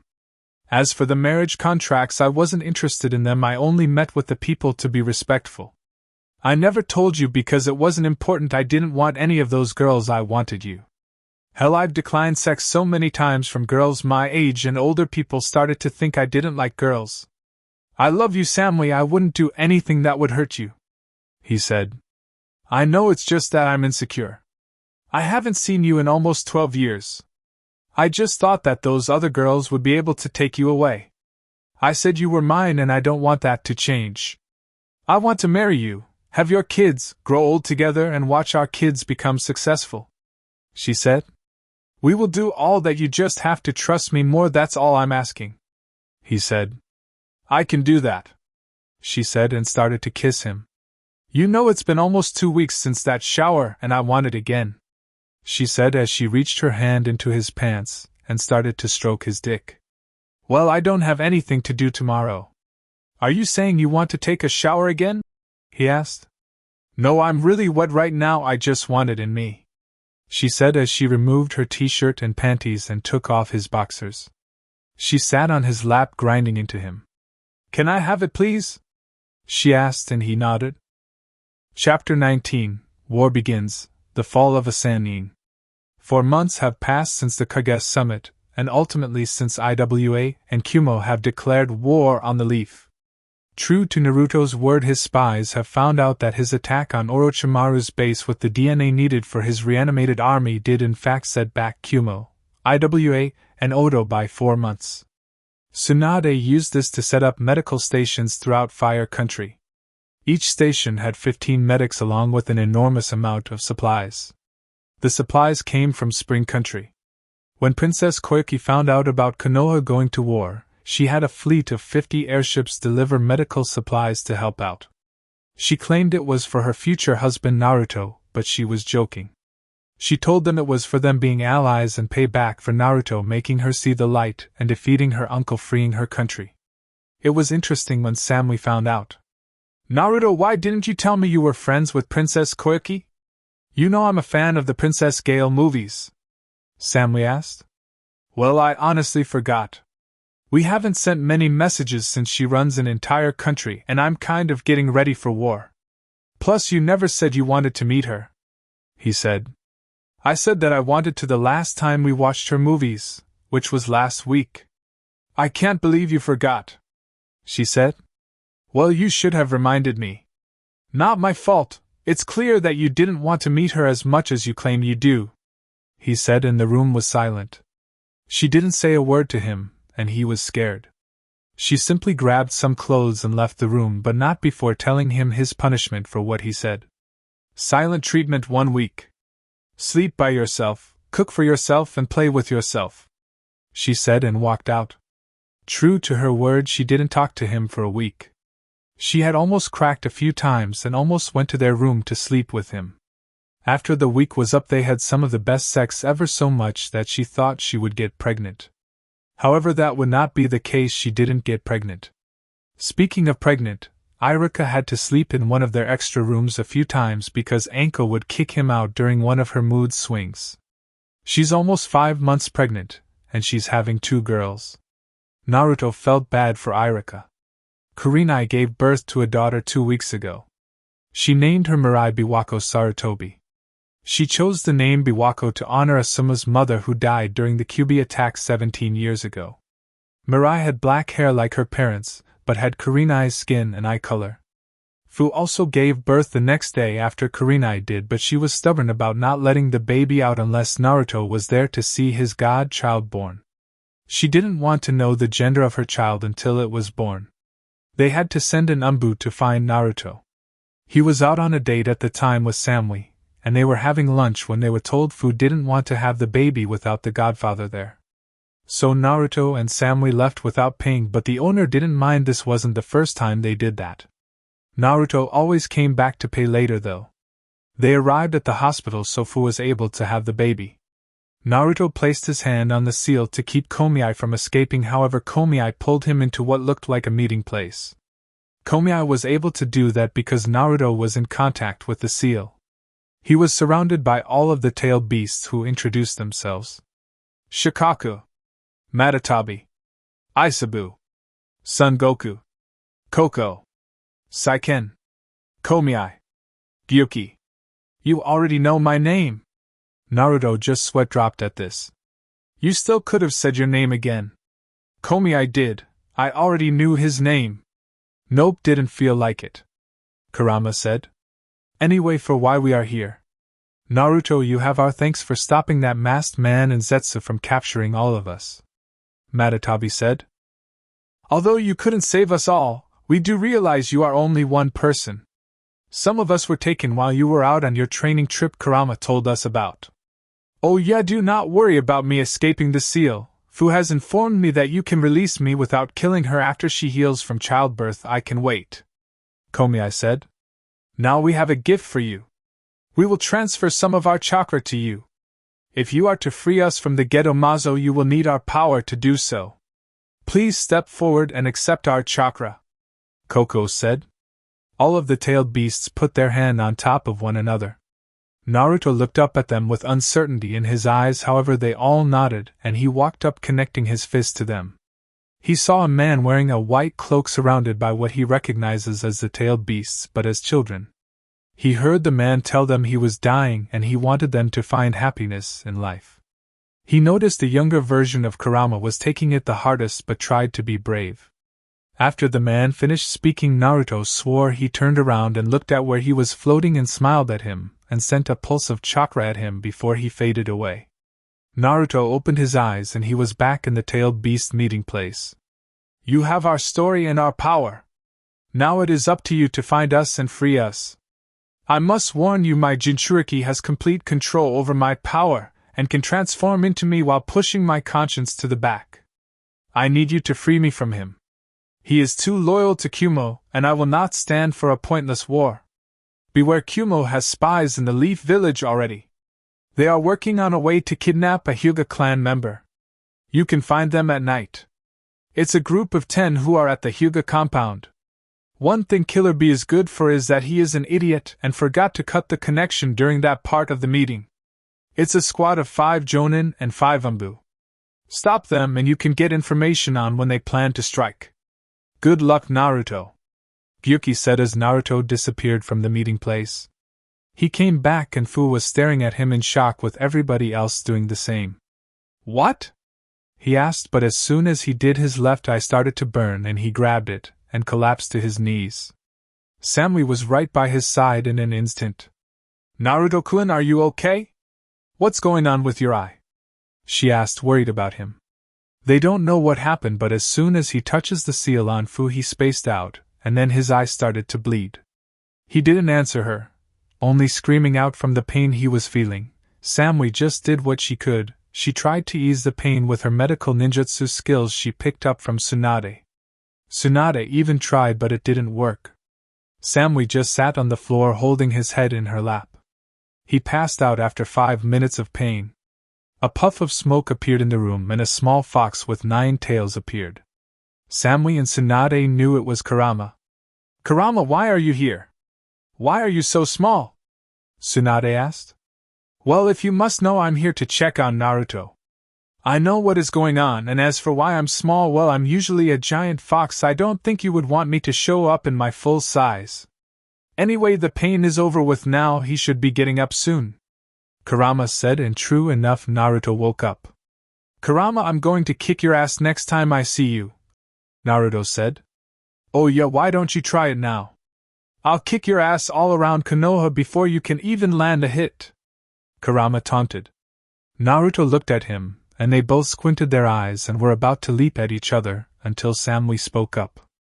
If you fight in this hospital room with Fu having a baby, Naruto gets no sex for a month, and Kurama, I will use the special seal Narumi gave me to summon her and tell her you're causing problems. She said. They both stopped and looked at her with a shocked face. You wouldn't, you wouldn't, Naruto and Kurama said at the same time. I would now behave. Kurama, what the hell happened to my boyfriend's eye? Why does it look like that? She asked. Naruto looked in the mirror, and his left eye was the Rinnegan, but he had 6 tomo around his pupil. That would be because he has essentially become the new sage of 6 paths. He has Senju and Uchiha DNA inside of him, so he was reincarnated as both sons of the sage of 6 paths. He contains the power of all 9-tailed beasts, so he can enter 6 paths sage mode and create truth seeker orbs in that form. His eye is because he has the power of both Indra and Ashura inside of him. Why it was only one eye that got the Rinnegan I cannot say. However, I guess the sage gave it to him after he looked at him before disappearing from our meeting place. I would guess that one of the spirits of Indra and Ashura tried to take over the other, so he balanced it out. He gave you 1 Rinnegan and also let you keep the 6 paths sage mode. The 6 tomo in your eye are from you being able to now gather an incredible amount of sage. I could be wrong. However, you have this power for a reason, so don't let it go to waste, Kurama said before leaving. Samui was about to kiss when Fu screamed, and they looked over to see Tsunade holding a child in her arms and handing it to Fu.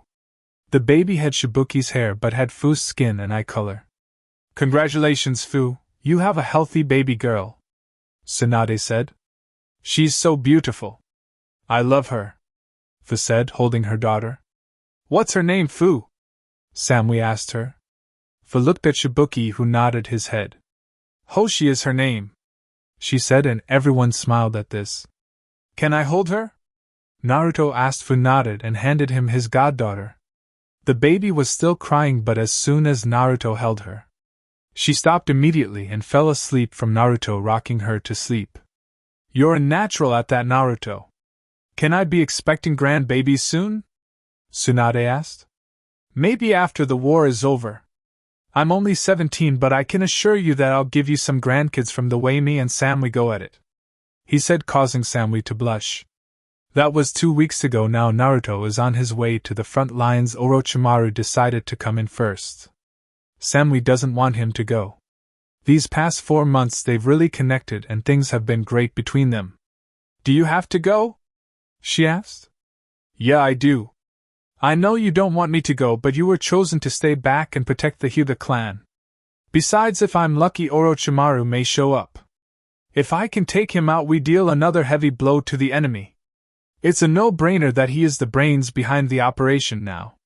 With him gone, Iwa and Kumo won't have anyone to guide them through the terrain, and I've been sending clones out to set up traps the past 4 months, he said. When do you leave? She asked while hugging him. In the morning. I have to get some sleep. I'm heading straight to the border to meet up with my platoon, he answered. Can you promise me you'll come back? Remember, we are supposed to have kids and get married, she said. I promise. Now let's get some sleep, we've been training all day, he said. She nodded and gave him a passionate kiss with everything she could. He got up early the next morning and got dressed in his usual attire. He gave her a kiss on the forehead since she was still asleep and left out the room. He got outside and then took off to the northern border. On his way, he passed Tayuya and Karen, who are coming back from their medical camps. Hey Naruto, what's up? Karen asked. Yeah, where are you headed, fuckface? Tayuya asked. I'm heading to the front lines to take on Orochimaru's army, he said, shocking them. Are you serious? Karen asked. She knew how big Orochimaru's army was. They weren't that skilled, but they made that up with numbers. You know he has 20,000 soldiers, all of them with the curse mark, right? Tayuya asked. Yeah, I know, my spy told me before I pulled her out of Odo, he said. That's gonna take you more than a month to defeat, even with your skills. Most likely about 6 to 7 months you'll be gone. Did you tell Samui you would be gone that long? Karen asked. Naruto didn't answer, he just shook his head. She's going to kick your ass when you get back. You're going to be here fighting on your 18th birthday and might miss her 18th birthday. You better have one hell of a gift for her, Tayuya said. I do, but can you guys just check up on her for me from time to time until I get back? She likes you two the most out of all the kunoichi we have around our age, Naruto said. Yeah, we can do that, don't worry, Karen said. Yeah, we can make sure she doesn't feel like shit while you're gone. You better come back alive, fuckface, or I'll revive you and kill you myself, Taiyuya told him. Thank you? He said. He hugged them and then took off. You know, if I wasn't with Lee and he didn't date Samui, I would totally ride him into the sunset, Taiyuya said. Yeah, me too.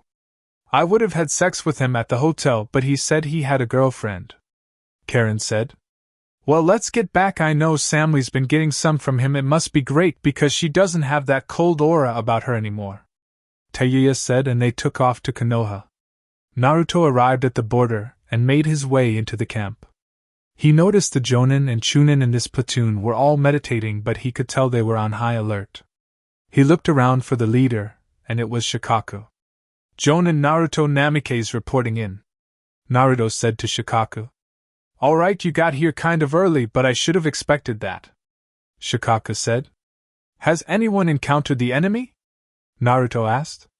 Yeah, we had a Chunin get ambushed, but he took out the 3 enemies with ease. It doesn't make sense. I thought Orochimaru's forces all had curse marks, Shikaku said. They do, but it's certain levels that certain ones can access. You have some that can only use a taste of the power using level 1, resulting in black marks spreading across their face.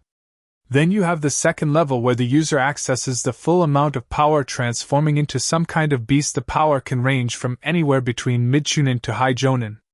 The first wave will most likely be a lot of cannon fodder sent to weaken us, Naruto said. Now that is helpful. I can use that to make plans for attacks, Shikaku said. Not really. I set up more traps for the cannon fodder to take out. They are all set at 2 miles in front of the border. If you didn't hear any explosions when the Chunin fought, they didn't make it 2 miles in. The amount of traps I have set can take out the entire wave of cannon fodder he sends at us. I know how Orochimaru operates. He will send all the useless pawns first at once, then after about a month or 2 he will send the next wave that will come. Then he sends the third and final wave, which he should be a part of. If he is a part of the third wave, leave him to me. No offense, but none of you can handle him, Naruto said. That's what I was going to do. When the third wave hits, I might have to go out and join the fight. The second wave should be able to be handled by our Chunin and some Jonin, Shikaku said. That's true, but how many Chunin and Jonin do we have? My spy told me Orochimaru has 1,500 pawns, 8,500 level 1 curse seal users, and 10,000 level 2 users. That is a lot of people to mark over his life, Naruto said. While you were away, we've had ninja leaving other villages like Taki and Kiri coming to us, so that greatly boosted our ninja ranks. Kumo and IWA, thanks to your spies, have almost 150,000 shinobi between them. However, we have the advantage with our medical stations that we hit underground, and since you've protected each of them with seals, we can heal our troops and send them out. But overall in our platoon we have maybe 10,000 Chunin and Jonin with us combined. But overall throughout Konoha, due to the ninja we gained and some civilians that know how to fight with swords and decided to join in the war, I would say we have about 75,000 fighters on our side, half of what the IWA and Kumo have all together, Shikaku said. If I were to make those medical seals again but have them able to be applied to the skin and used during battle, how much do you think our winning percentage would increase by? Naruto asked. I'd say by 20%, due to our troops not needing to retreat to get healed. They would only need to retreat for the major wounds. But the civilians will have to go to the medical camps since they don't know how to channel chakra like we do to activate the seals. But if we could get them to be able to activate the seal, then I would say our fighting chances go up by 35%. Essentially, we would have people that could fight non-stop if those seals work and everyone could use them, Shikaku said. Now that leaves only one thing. Once the Raikage and Tsuchikage join the battle, Granny and Pervy Sage will have to join in, since I have to deal with the 8 Tails Jinchuriki. He can control his tailed beast's full power and transform into the 8 tails and push its consciousness to the back and take over. I'll either have to use the Susanoo or summon the Kyuubi to fight him. Alright, that works. Make some clones and have them train the civilians on channeling chakra so they can use the seals you're going to make. We have 500 civilians fighting, so you would need a clone for each person, Shikaku said. That's not a problem. I can create thousands of clones. I have as much chakra as the Kyuubi, maybe more, so I'll be fine. Now let's get started, Naruto said and made 500 clones. Shikaku called for the troops to discuss the plan. Alright, listen up, we should be expecting an attack sometime next week. It will mostly be cannon fodder, so I want 2,000 Chunin to head out and set up for a fight or return as soon as the fight is over. However, Naruto has set traps 2 miles from the border, so set up camp about 500 meters from the 2-mile mark and attack after the traps are finished, he said, and the Chunin nodded. Another thing, Naruto will create some medical seals to put on everyone so you can access them during your fights. It will heal you as you fight so you don't have to slow down. Only go to the medical camps if you have a serious injury. Now, for all civilians, Naruto has created a clone for each of you to teach you how to channel chakra so we can apply the seal to you. Now all civilians grab a clone and get to work. All Chunin that wish to head out and take out the first wave, you have 30 minutes to leave, now go. Shikaku said. Naruto went off to get working on the seals. The civilians went with the clones to learn how to channel chakra and some minor chakra control exercises, and the Chunin left to get ready to head out. True to Shikaku's word, the following week Orochimaru did indeed send out the cannon fodder to take out the traps, but he also sent out 500 level 1 curse mark users. The cannon fodder was easily defeated since they lost about 700 due to the traps Naruto set. However, the level 1 curse mark users were difficult because they were backed up by the remaining 800 pawns Orochimaru sent. The fight lasted 4 days until the final Oto troop fell. They did, however, kill one of their own. He has been writing down information to pass on to Kumo about their defenses and locations, but he was stopped before the letter could be sent out. They had a Yamanaka in the group, so they had her go inside the traitor's mind and take out whatever information they could. It turns out that IWA and Kumo weren't going to attack right away. They were going to wait 3 weeks before attacking. So what the troops did was send false information to the Raikage and Tsuchikage. Told them that most of the troops would be at the southern border defending an attack from the south. A few days later, the Raikage sent a reply to have the spies in Konoha capture Samui as well. However, the spies were already dead. Naruto was currently placing the seals on everyone when he felt a pull from far away. It was in the direction of Kumo. He made a clone and had it continue the work and tell Shikaku what was going on. He teleported to the seal, and he was in some kind of jail cell. He looked around and saw Omoi bloody and unconscious while Karui was looking like she was beaten. "Karui, what happened?" he asked as he was undoing her chains. "The Raikage tried to give me the same B-rank mission he would try to give Samui. I declined and he tried to rape me, but he only had one arm, so I took advantage of it. I ran away, but he caught me and beat me and threw me in here. He told me I was either going to rot in here or become obedient and take the mission. Omoi was beaten worse. He had the 8 Tails Jinchuriki fight Omoi, and he nearly killed him. Can you take us to Konoha, please?" she asked. "Yeah, I can do that. Tsunade already knows about the situation." "Did you do what Samui told you to do?" he asked. "Yeah, me and Omoi did it as soon as we got back to Kumo." She said. He finished her chains and walked over to Omoi and placed a medical seal on him and activated it. He just cut through Omoi's chains with a wind-coated kunai. He felt a chakra signature coming. He got them both free, then teleported back to Konoha to Tsunade's office. "Granny, they're here. You need to heal Omoi yourself. He has some broken bones and possibly tore muscles," Naruto said. "Okay, I'll do it." "Are you going to visit Samui?" she asked. "No, I'm heading back. I can't get distracted yet, no offense to her," he said. "Okay, I'll tell her you had to leave immediately," she said. He hugged her and teleported back to his platoon. "Your clone informed me of where you had to go and the circumstances behind it. Was the mission complete?" Shikaku asked. "Yeah, mission complete, although I didn't have them interrogated. They were already beaten and one of them was an inch away from dying," he said. "Okay, good. By the way, I've been thinking, how are we going to deal with the combined army of IWA and Kumo? They still outnumber us even with the medical strategies we have. It's still not in our favor," Shikaku asked. "It will be time for IWA to relive its darkest day when they attack," Naruto said, holding up a tri-pronged kunai, and Shikaku immediately understood. Alright, that will work. By the way, the last of the civilians finish tree walking. I want you to teach them water walking, and then that's it. I have Jonin teaching them hand-to-hand combat, and the Chunin are teaching them the substitution jutsu, but they are only teaching them using one-hand science. I figured they should be able to use it in an instant. I've already had a Jonin clear a big enough hole to fill with water and have all civilians fit on it. They're all waiting for you. Shikaka said. Naruto nodded and walked to the empty hole in the ground.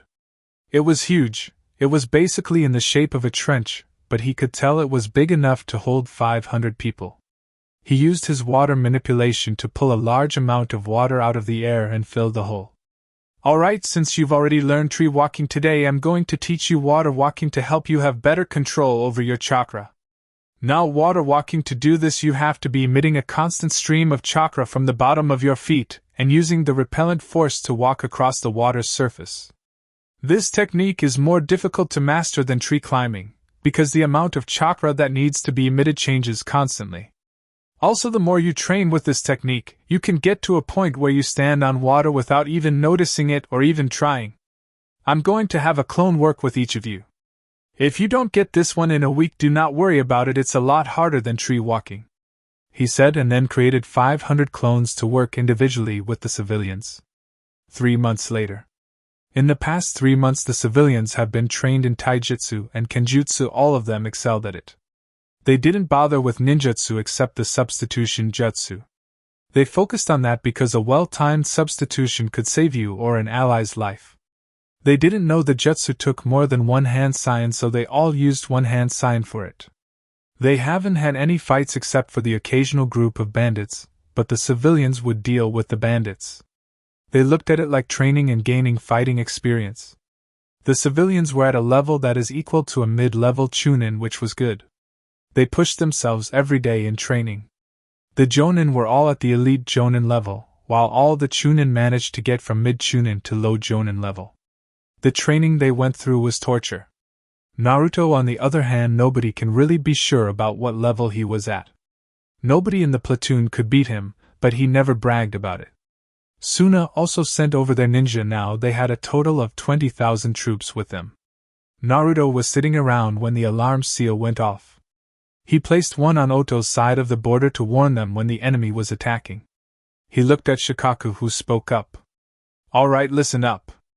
The enemy is on the move. This is the level 1 cursed seal users. All chunin and civilians get ready to head out. I want 500 jonin to go as well, but hide and conceal yourselves. Remember, these are level 1 cursed seal users. If they have a level 2 user, whoever is fighting it, back off, and I want a jonin to take over.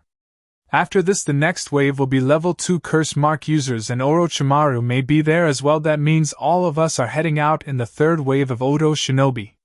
We take out Oto and we will have the tactical advantage over Iwa and Kumo. Despite them outnumbering us, Suna only spared 10,000 shinobi. They sent some to Kiri to help take out Kumo's ships, and the rest are in Suna protecting the village. They still outnumber our total count of troops. We have 85,500 troops, and they have about 150,000. Remember to watch your allies' back and your own. Now move out, Shikaka said. The chunin, jonin, and civilians all head out within the hour and head towards the enemy. They all have the medical seal placed on them, even the Suna ninja that came. They should have no problem with the level 1 curse seal users. Naruto was with Shikaka going over battle strategies when a voice spoke up from behind them. So you two are running things smoothly. I'm hearing nothing but good news coming from this camp. Which is funny because your camp is the first line of defense before the others have to do anything. They turned around and saw Tsunade. Naruto activates his Sharingan and checks for a henge or anything but finds nothing. Yeah, we really are going good. We just sent out troops to take on the level 1 cursed seal users. We sent all of our chunin, 500 jonin, and the 500 civilians that volunteered to fight in this war, Shikaka said. How strong are the civilians? I know you didn't have them sitting around for 3 months, Tsunade said. No, we didn't. They are all mid-chunin level. They pushed themselves each and every day for the past 3 months. We had them take out the bandits as practice for fighting, Naruto said. Okay, so what about Orochimaru? Has he showed up yet? She asked. No, he will most likely be with his third and final wave of cursed seal fighters. Naruto is taking him on by himself, Shikaka said. I figured as much. But I came to bring good news. The Suna and Kiri shinobi have set back the plans for Kumo and IWA. All of their supply ships have been destroyed. So thanks to Jiraiya's spy in the Kumo camp, he found out they won't be able to attack until January, so that gives us about 2 to 3 months to prepare more depending on when Orochimaru's third wave hits. After the third wave I'm pulling everyone back, but I want Naruto to place the alarm seal on every point of the border between Fire Country and Oto and have a seal set up that would be heard all over the Leaf Village so we can head out immediately. I want all civilians that are fighting to return home after this fight. When we face Kumo and IWA, I'm ordering all civilians that fought to stay back in the village to protect it. By the way, Naruto, Samui said you better not miss her birthday or she will never forgive you. I'll tell her to cut you some slack since you have to wait for the third wave and Orochimaru, but she still might punish you when you come back. Good luck, guys. Tsunade left and went back to the village. So your girl gives you the same problems as my wife, huh? Welcome to married life, even though you aren't married, Shikaka said.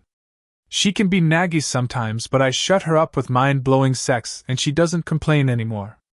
Perhaps you should give it a try. She might just leave you alone if you make her pass out just one time from sex, Naruto said. That's what you do? Shikaka asked. Yup. When Samui gets into her naggy moods I just listen, then I take her to the bedroom and bang her till she can't feel her legs anymore or until she passes out, Naruto said. I might have to try that. If I can get her off my back for just a day I'll take it, Shikaka said. Trust me, if you do it right she'll leave you alone for a week. Here I have something that might work for you, he said and unsealed a box of cards and gave them to Shikaku. What are these? Shikaka asked. Sex cards. Read them, you might find some interesting stuff in that box, Naruto said and walked off. 2 weeks passed and the group of shinobi and civilians have not returned. Naruto is sensing the fight from where he is and all of their troops are still alive. He sensed for the enemy, and they are down to the last 100 cursed seal shinobi. The fight should be over within the next day. He hadn't seen Shikaka much lately. He knew why though. Anything that could get his wife to leave him alone for even an hour, and he would take it seriously. But to be left alone for a week is like him laying down on clouds. He was broken out of his thoughts when one of the curse-marked shinobi chakra increased. He was going to go, but he noticed it was now 2 new people fighting the level 2 shinobi. It took the 2 jonin 2 hours to beat that shinobi, but they did it. He was going over a battle strategy for Orochimaru. He could just kill him quickly, by then Orochimaru wouldn't really learn anything. I think I'll toy with him for a while before I kick his ass and kill him. Samui is going to kill me. I already know I'm not going to make it back for her birthday. He thought. He looked up at the sky and noticed the sun go down, and he felt the team that had been sent out finish the last of the cursed seal shinobi, and started to come back to camp. They arrived in a few hours and they looked pretty beat up, mainly the civilians and some chunin. Naruto decided to break the news to them. Alright, listen up! He exclaimed, getting everyone's attention. Tsunade has informed me and Shikaka that after the fight you just had, she wants all civilians to return to the village. She knows the next wave will be the toughest, then we move on to Kumo and IWA. She wants the trained civilians to stay and protect the village with jonin that are staying back. As for all of the shinobi, due to Kiri destroying Kumo and Iwa's supply ships, they are set back by 2 to 3 months, so depending on when Orochimaru's third wave hits we are to head back home until the real part of the war begins. I'll be placing alarm seals on the border to let us know when the enemy is moving toward us. Even though we will be in the Leaf Village, I'm setting up a seal that will sound after the enemy activates my seals on the border. That's all now, civilians. It's been an honor working with you. When you get home, make sure you hug your wife and kids, or your husband and kids. You're all dismissed. Civilians are allowed to leave tonight, or in the morning, Naruto said and walked off to get some sleep. Next day, Naruto and Shikaku are leaving their planning tent when they notice all 500 civilians are bent down on one knee with their heads bowed. Naruto looked at Shikaku, who just had a smile on his face. He knew what it meant. Naruto-san, it has been an honor to serve and train under your command these last 3 months. If there is ever a battle and you need fighters, we will be ready to fight till the death. If our children are to ever choose to become a ninja, we hope they turn out just like you. You are an inspiration to us all despite being the youngest person here. We are proud to call you our leader, said a civilian with black hair and brown eyes. After that was said, all the civilians stood up, bowed one more time, and left camp to return home. What was that about? I'm not even the leader here, you are, Naruto said. I believe you just got 500 soldiers that will willingly go into battle with you. Also, you just got about 500 votes to become the 6th Hokage. Naruto, I don't know if you've noticed, but despite me being in charge, I've always come to you to discuss a problem and only allowed you to give out orders. That has essentially made you second in command here. I've been testing you to see if you can handle leading an army. It's what you will have to do if you become Hokage. Before I was sent out, Shikamaru spoke very highly of you. He never speaks like that about anybody. He told me you give him strength and desire to get stronger to protect what he holds dearly. It was a surprise to me because most Nara men don't really try to become stronger after they reach his age. After his talk, I went to Lady Tsunade and personally requested you be sent to my camp. You've got my vote as the Jonin commander for Hokage, and if I had to make a suggestion, Shikamaru should be your assistant if you take office. Shikaku said, and Naruto was frozen to the spot. Get some sleep, Naruto. We've got planning and training to do in the morning, Shikaku said, walking away. Meanwhile, Oto Orochimaru is pissed off. Damn it, how the hell are they defeating us so easily? The warriors I'm sending out can easily take on 4 Jonin-level opponents single-handedly, Orochimaru said. I guess your troops aren't as good as you say they are, Inoki said. I knew it was a mistake letting you join our side. Your men have been nothing but a disappointment. Had we attacked ourselves, this war would have been over by now, said. Oh, and how were you going to attack? All of the borders are closed, and you can't get any ships to come help, so that left you with only one option, me. But please do not act like my warriors are weak. After all, you've had to seek out medical help for a good amount of your troops since they decided to test my own. Now I'm personally going to join in with the next wave. I want to know what is going on and how they are easily being defeated. I know Tsunade and Jiraiya aren't there, Orochimaru said. It's probably the Namikaze brat. He managed to cut off my arms, so he might be leading them, said, holding his stump. His best medics couldn't reattach his arm. Although that is a good guess, I doubt it's him. He is easily a Kage-level shinobi. The Leaf would not waste his talents on something as pitiful as a couple of foot soldiers. The logical choice would be they have squads of Umbu that are taking them out. However, that Namikaze spawn belongs to IWA. We will kill him personally, Inoki said. My spies in Konoha haven't reported back yet, so everything must be tight-lipped around there. I'll send another message to see what is going on, said. You do that. I'm going to get my men ready. They will most likely expect me to attack within the week, however I'll wait 4 months. Give them time to get paranoid and let their guard down. After that you can invade Konoha directly. Inoki gets to kill the brat and Kumo gets a whole clan full of Byakugan users. After you kill the brat Inoki, please remember his eyes are mine, Orochimaru said and walked away.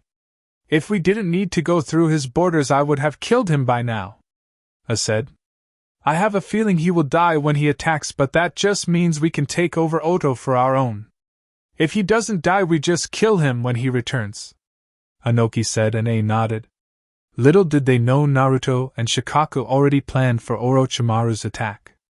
Orochimaru would soon find out the reason his attacks have failed. In Konoha, Tsunade was in her office with Jiraiya, Shizen, and Elder Hamura. Jiraiya, have you heard anything from your spies in Oto or Kumo? Tsunade asked. No, I haven't. The last thing I heard was what I told you before. I pulled my spies out like Naruto did. I'd rather have them alive and safe than possibly dead, Jiraiya said. Wouldn't them being in with the enemy be helpful right now? Shizen said. You are right, young Shizen. However, like all nations during the past wars have done, there is a code that gets passed around and it changes every month. With the spies having to leave to send off a message every month, they would be caught and interrogated until they tell everything they know. Jiraiya and Naruto pulling them out was a smart thing to do. We know their battle strategy already, as well as Kumo and IWA being delayed. We have no need to keep the spies in enemy territory. By the way, did we get anything else from the spies from Kumo? Hamura asked.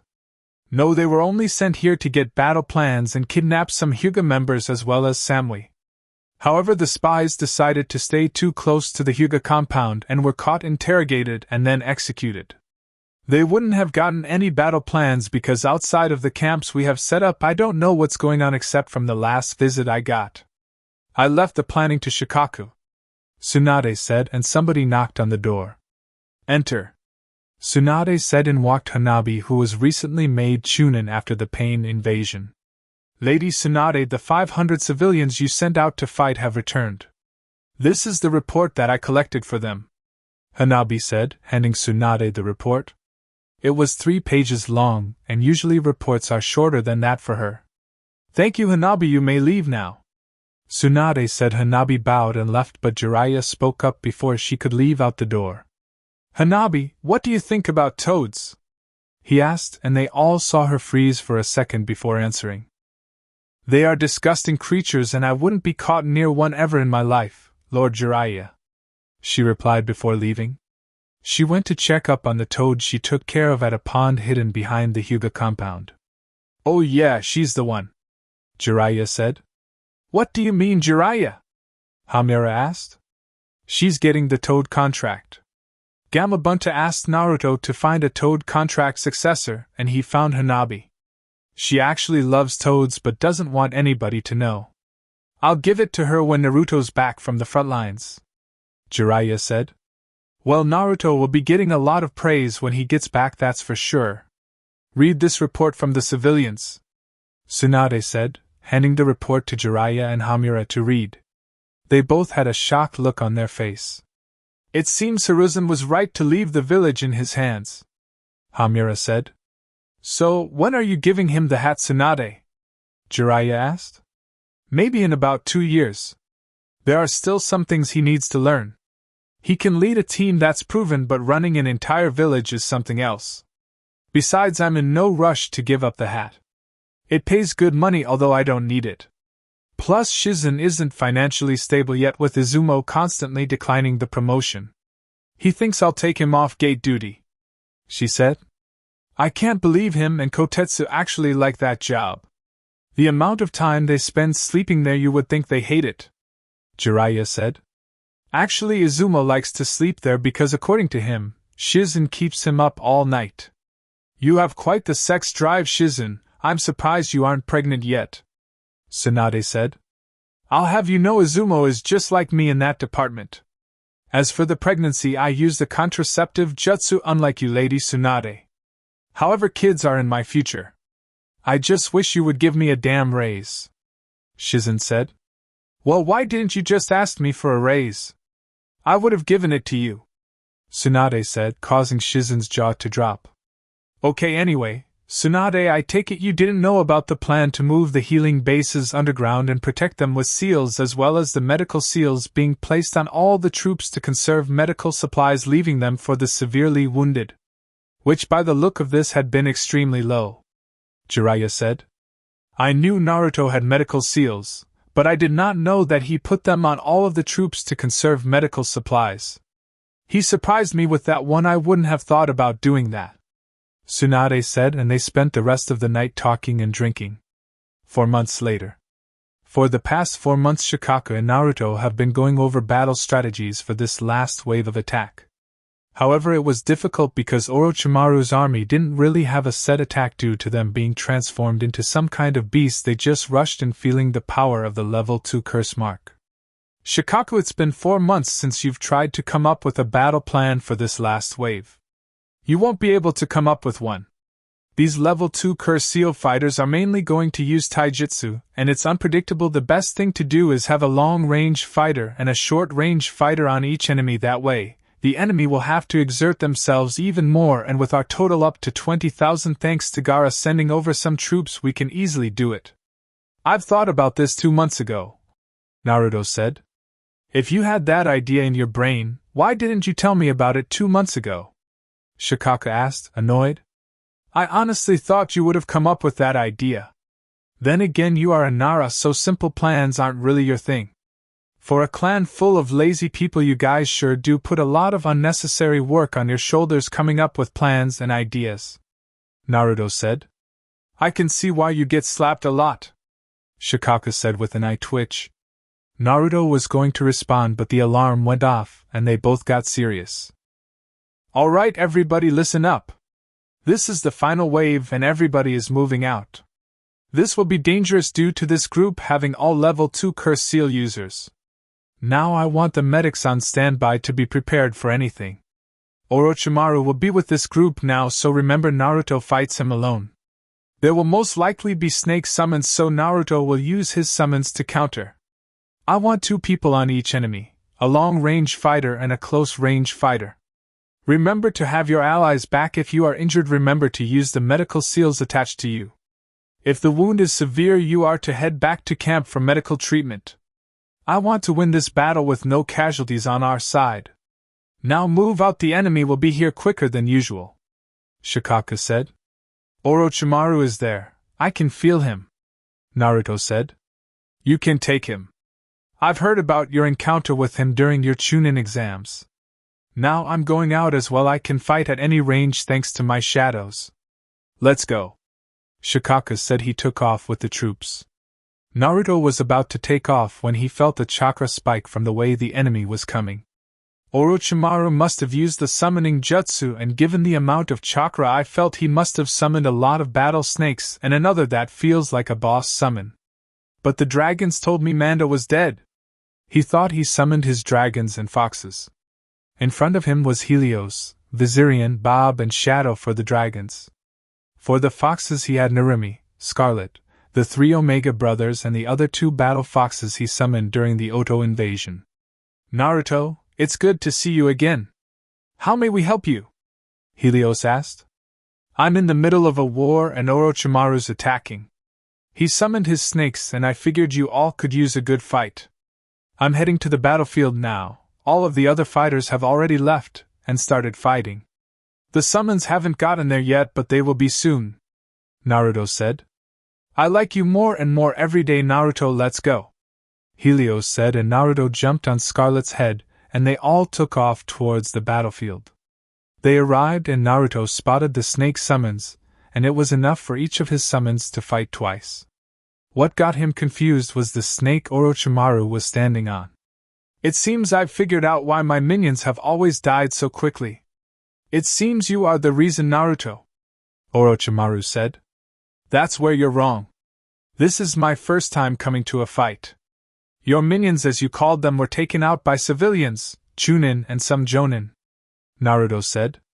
You expect me to believe that civilians had a part in eliminating my forces?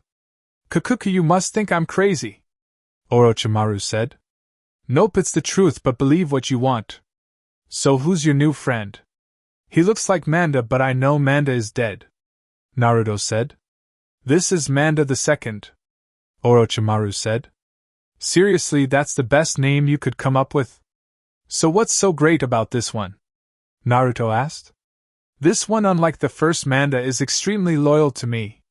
I created him from Manda's cells I've collected.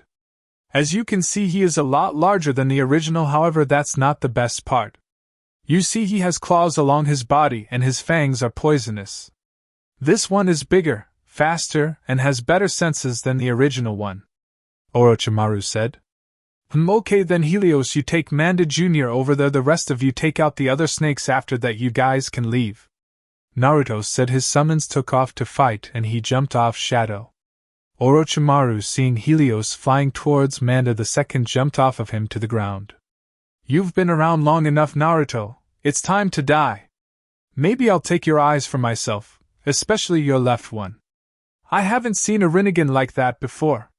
Makes me want it even more, Orochimaru said, licking his lips. Alright, then how about you get a closer look at it because after this fight you won't live to see another day. Naruto said and appeared in front of Orochimaru. What? Was all he got out before Naruto kicked him away. Orochimaru corrected himself in the air and landed. Kukuka, very impressive.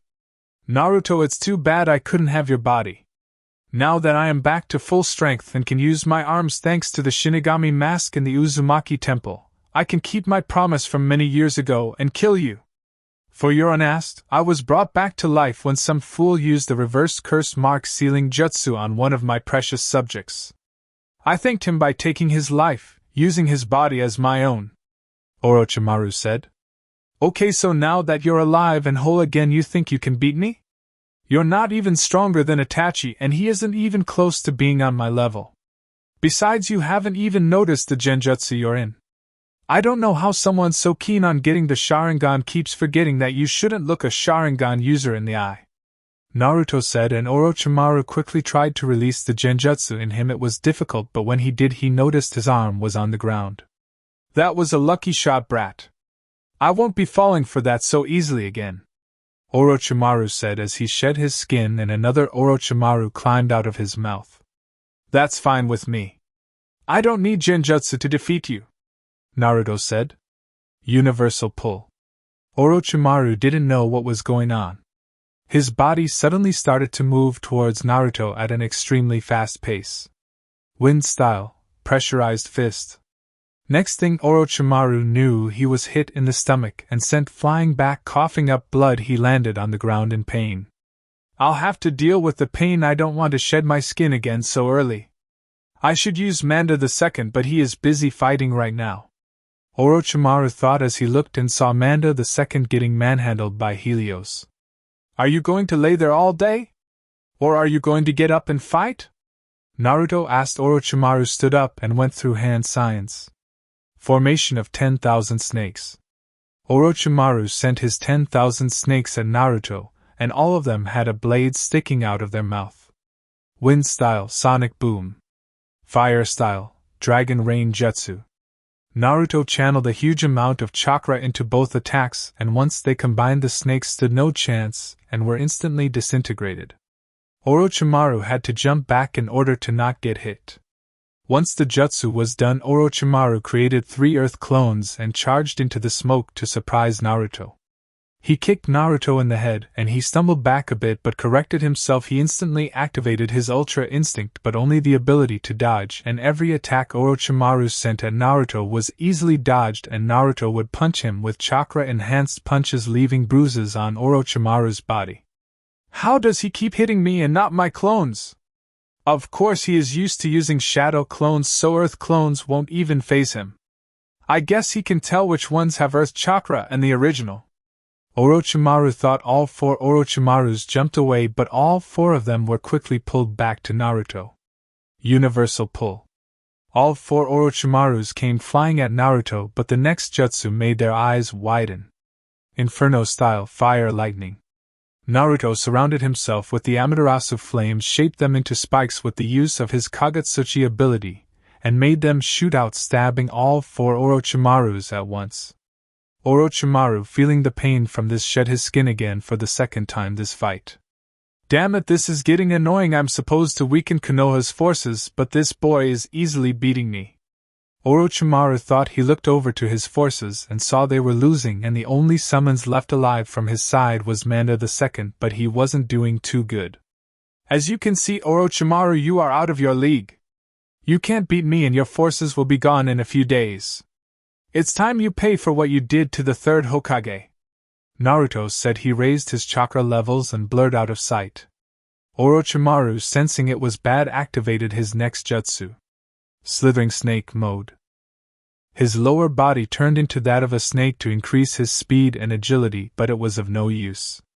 Naruto was already pummeling him into the ground by the time he finished saying his jutsu. Naruto grabbed Orochimaru by the face and repeatedly slammed the back of his head into the ground. Wind style, great breakthrough. Orochimaru blasted Naruto away with a strong gust of wind. Naruto flipped in the air and landed. Both he and Orochimaru disappeared in a burst of speed. Naruto still had the advantage. Lightning style, hammer of the thunder god. Naruto created his hammer of lightning and smacked Orochimaru away with it. He looked up at the sky and noticed it was sprinkling water. He lifted his hammer up in the air and slammed it to the ground. Next thing everyone knew was a huge bolt of lightning came from the sky, hitting Orochimaru, making him scream out in agony. A curse-mark warrior charged at Naruto. Naruto ducked out of the way and threw the hammer at the warrior and made it explode in a burst of red lightning. Two jonin came and took over and started to fight the curse-mark warrior. "Sorry about that, Naruto, he managed to sneak away from us," said one of the jonin. "It's fine. How many level 2 cursed mark users are left?" Naruto asked. "We've taken out about 1,000 of them so far, but 100 of our troops had to go back to camp for medical attention. We had to send 30 people with them to make sure they made it," the other jonin said. "That's alright, we still have the advantage with 1,000 of them being dead already. Take care of that one and then meet up with Shikaka, he may need help," Naruto said as he saw Orochimaru shed his skin. The jonin nodded and continued to fight the cursed mark warrior. "You're starting to piss me off, Naruto. I will have those eyes," Orochimaru said. Ninja art, cadaver puppet jutsu. Orochimaru then absorbed the body of one of his cursed mark warriors into his body, and it grew out of his back and grew with arms that resembled some kind of sword. He charged at Naruto with great speeds. Naruto pulls out the Kubikuribocho and channels wind chakra into it. He waited for Orochimaru to get closer to him. Once he was close enough, he called out his jutsu. Wind style, air cutter jutsu. He swung the Kubikuribocho in a horizontal motion, and a blade of wind chakra came rushing towards Orochimaru. He ducked, but the corpse on his back was cut off. Due to it being a part of Orochimaru, he felt the pain and screamed out in pain. He dropped the jutsu and leapt back. "I should not be losing to some brat Uchiha, eyes or not. I can only shed my skin 2 more times before I have to use that jutsu. If I have to use it, I'll for sure win this fight. To hell what Inoki says, this boy dies by my hands," Orochimaru said as he began to shed his skin. He did not see Naruto prepare his jutsu. Orbiting Rasengan. He shot his hands forward and the jutsu came rushing at Orochimaru, who just finished shedding his skin. Orochimaru, seeing the jutsu heading towards him, used his own wind style, great breakthrough. The two jutsus collided, creating a smoke cloud, but Naruto knew only the outer layer was destroyed. Orochimaru was catching his breath when the 5 Rasengans came flying at him. He crossed his arms, bracing for impact. He didn't want to shed his skin again because after this there was only one jutsu left for him to do. The Rasengans hit and exploded on contact. Orochimaru was bloody on the ground and shed his skin. Naruto noticed him breathing heavy and spoke up. "Looks like you're on your last leg, Orochimaru. What will you do now? I told you that I would kill you before this fight is over, and that's what I'm going to do," Naruto said as he created a clone. Orochimaru had no choice but to prepare his next jutsu. Living corpse reincarnation.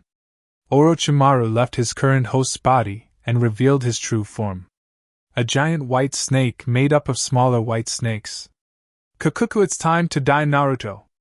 However, I'll be taking your body as my own," Orochimaru said. He got ready to charge when a screeching sound was heard coming from Naruto's jutsu. "This is my ultimate jutsu. You should be honored. This is only the 3rd time it's been used in battle. However, I know you're tricky, so I'll add something else to it to make sure you die," Naruto said. He nodded to his clone, who used Kagetsuchi to add the flames of the Amaterasu flames to the jutsu, turning it pitch black. "I don't care what jutsu that is. It's time you die," Orochimaru said and lunged at Naruto with his jaws wide open. However, he wasn't prepared for what Naruto did with his jutsu. Inferno style, Raisen Shuriken. He threw the jutsu at Orochimaru, who was shocked by him being able to throw it. It should be impossible to throw a jutsu that dense, he thought as the jutsu made contact, causing him to hiss in pain. "Explode," Naruto said. The Raisen Shuriken exploded in a dome of black flames and wind chakra needles, severing Orochimaru's chakra network and killing him at the same time. The dome lasted for 5 minutes and Naruto knew Orochimaru couldn't escape. The dome of black flames ended and Naruto only saw the head of Orochimaru's snake form without a body. Out of the corner of his eye he saw a white snake trying to slither away. Amaterasu. He set the white snake on fire and heard it hiss out in pain. He relaxed and felt for any sign of Orochimaru, and the head still had life in it. Naruto walked up to the head and stabbed it through the brain with the Kubikirabocho. He left and joined Shikaku. He was surrounded by 500 curse mark users and his shadow possession was not holding up. Naruto jumped next to him and activated his Susanoo in its half-body humanoid form. It grew and the Susanoo version of the Kubikirabocho formed in its hand. Release the shadow possession, he told Shikaku, who nodded. As soon as he released it, all of the curse mark users charged. Naruto used the Susanoo to cut through all of them by spinning around and slicing all of them in half. More came and Naruto did it again. He killed off 1,000 of the warriors and noticed the shinobi forces were working faster than he thought. With the 1,000 he took out, they were down to less than 3,000 enemies. I must have overestimated the strength of the enemy. With this, if they fight all night, they will be done in the morning, Naruto thought. You know, if they fight through the night, they should be done in the morning, right? Shikaku said. Yeah, I know. Instead of us heading back right away, we should wait a week and relax to give the troops a break. We won the first major fight of the war and with no deaths, only critically wounded who were immediately taken off the battlefield to the medical camp, Naruto said. I can use a week off. I've actually had to do work. I don't want to go home and get yelled at by my wife. I love Yoshino and all, but I need my space from her. Speaking of which, you missed Samui's birthday. I feel bad for you, Shikaku said. Don't worry, I'll be fine, hopefully. She'll probably make me sleep in another room. I just seal the room when I feel her coming to the room with an angry aura to her, Naruto said. Yeah, I'm not doing that. Anyway, let's get back to the fight. I want to finish this up and get back to camp to relax, Shikaku said. You go ahead, we have a spy running towards Odo. Most likely a Kumo spy. I'll take care of him, then join the rest of you. Shikaku nodded and took off. Naruto activated his sixth path Sage mode and took off towards the spy. He reached the spy in a matter of seconds, and the spy had no time to react as Naruto killed him. He turned the body over and took off the mask. It was C from the Kage summit. You shouldn't send one of your best fighters out to spy. You should use a pawn you don't mind losing. Now let's see what you have, Naruto thought as he searched the body of C and found his mission. He was to spy on the battle and if possible kill Orochimaru and sneak into Konoha's camp. Naruto also found out they have an extra month to prepare, so instead of expecting an attack in February, they won't be attacked until March. Naruto burned the body of C and returned to the battle. The next morning, all of the shinobi from Suna and Konoha were heading back to camp. They defeated all of the curse mark users and made sure to burn all of the bodies. It took them a few hours to arrive, and once they did, Shikaku spoke up. Okay, good work everybody. With that wave we have defeated the entire Odo shinobi army. Naruto also killed Orochimaru in battle. Now listen, Naruto has set up seals along the border so we can all go home now. The next attack was delayed another month, so we have until February to relax and be with our families. We decided to stay for an extra week to rest before heading back. However, if you wish to go home today, you may leave in a few hours. You can also leave at any time during the week. Just let me or Naruto know you are leaving.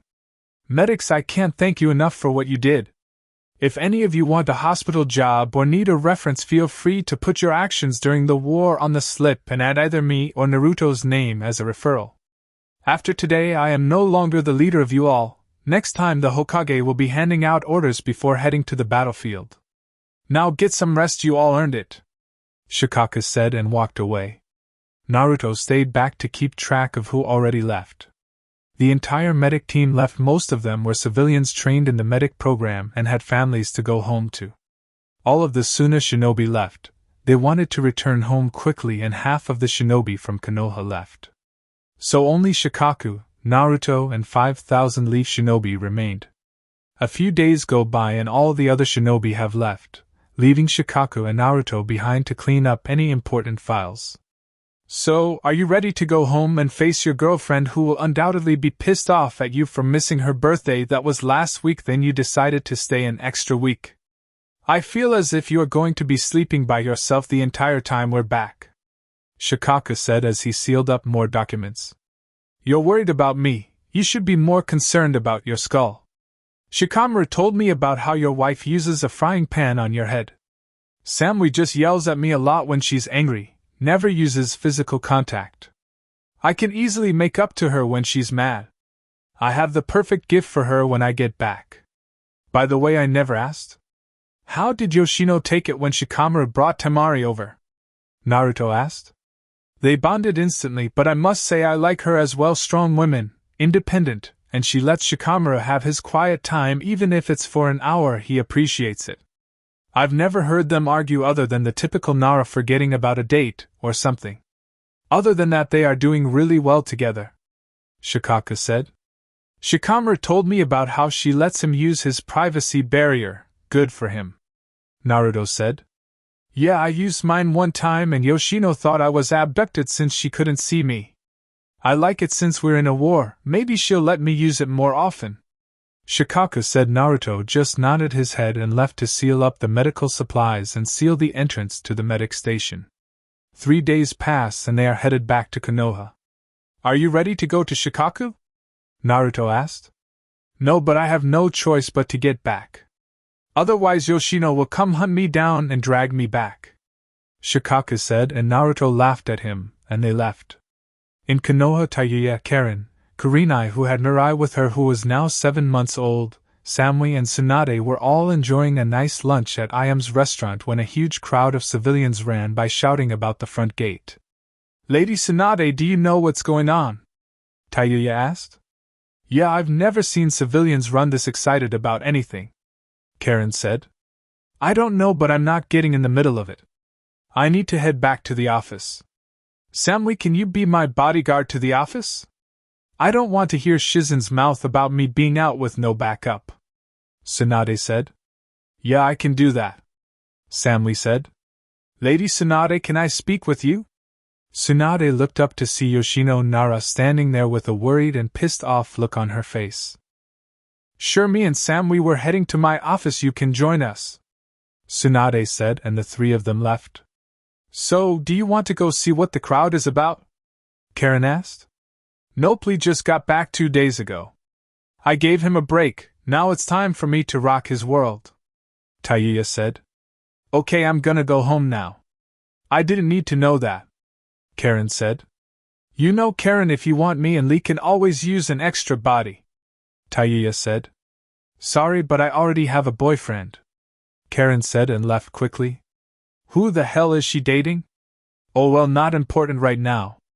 I have a boyfriend at home that I need to get some attention from, Tayuya said as she went home. Meanwhile, Shikaku and Naruto just reached the front gate and were met with cheers and confetti was thrown. It's not every day that a group of random civilians join the war and come back strong enough to become a chunin. Even the medics were in the crowd. Naruto couldn't help but smile at this. As much fun as this has been, we need to hand in our report. So can you all please head back to what you were doing? Shikaku asked. Hi, Captain, was all he got in return, and the civilians and medics left. Wanna shunch into the office to avoid another mob? Naruto asked. Shikaku nodded and melted into his own shadow. Okay, now that was cool, Naruto said and disappeared in a swirl of water and lightning. In Tsunade's office, Yoshino was asking questions. Didn't you say that the first battle was officially over? Why isn't Shikaku back? You think he ran off with some more slut? When he gets back, I'm going to beat him so bad with my pen he won't want to leave the house again, she said. Before Tsunade could respond, 2 voices were heard. I'm telling you, water and lightning is way better than just sinking into a shadow, Naruto said. I'm telling you that just sinking away gives off a more mysterious feeling, Shikaku said as they both arrived in the office. As soon as Shikaku appeared, he was her upside the head with a frying pan. Shikaku, Nara, where have you been? Yoshino yelled. I was at the camp cleaning and making sure everything was secure with Naruto. We sent the troops home first since we didn't need to do any more fighting. Shikaku asked. You sure you weren't with any war sluts that I'm sure you've ran into? She asked. Yoshino, we've been together for 20 years.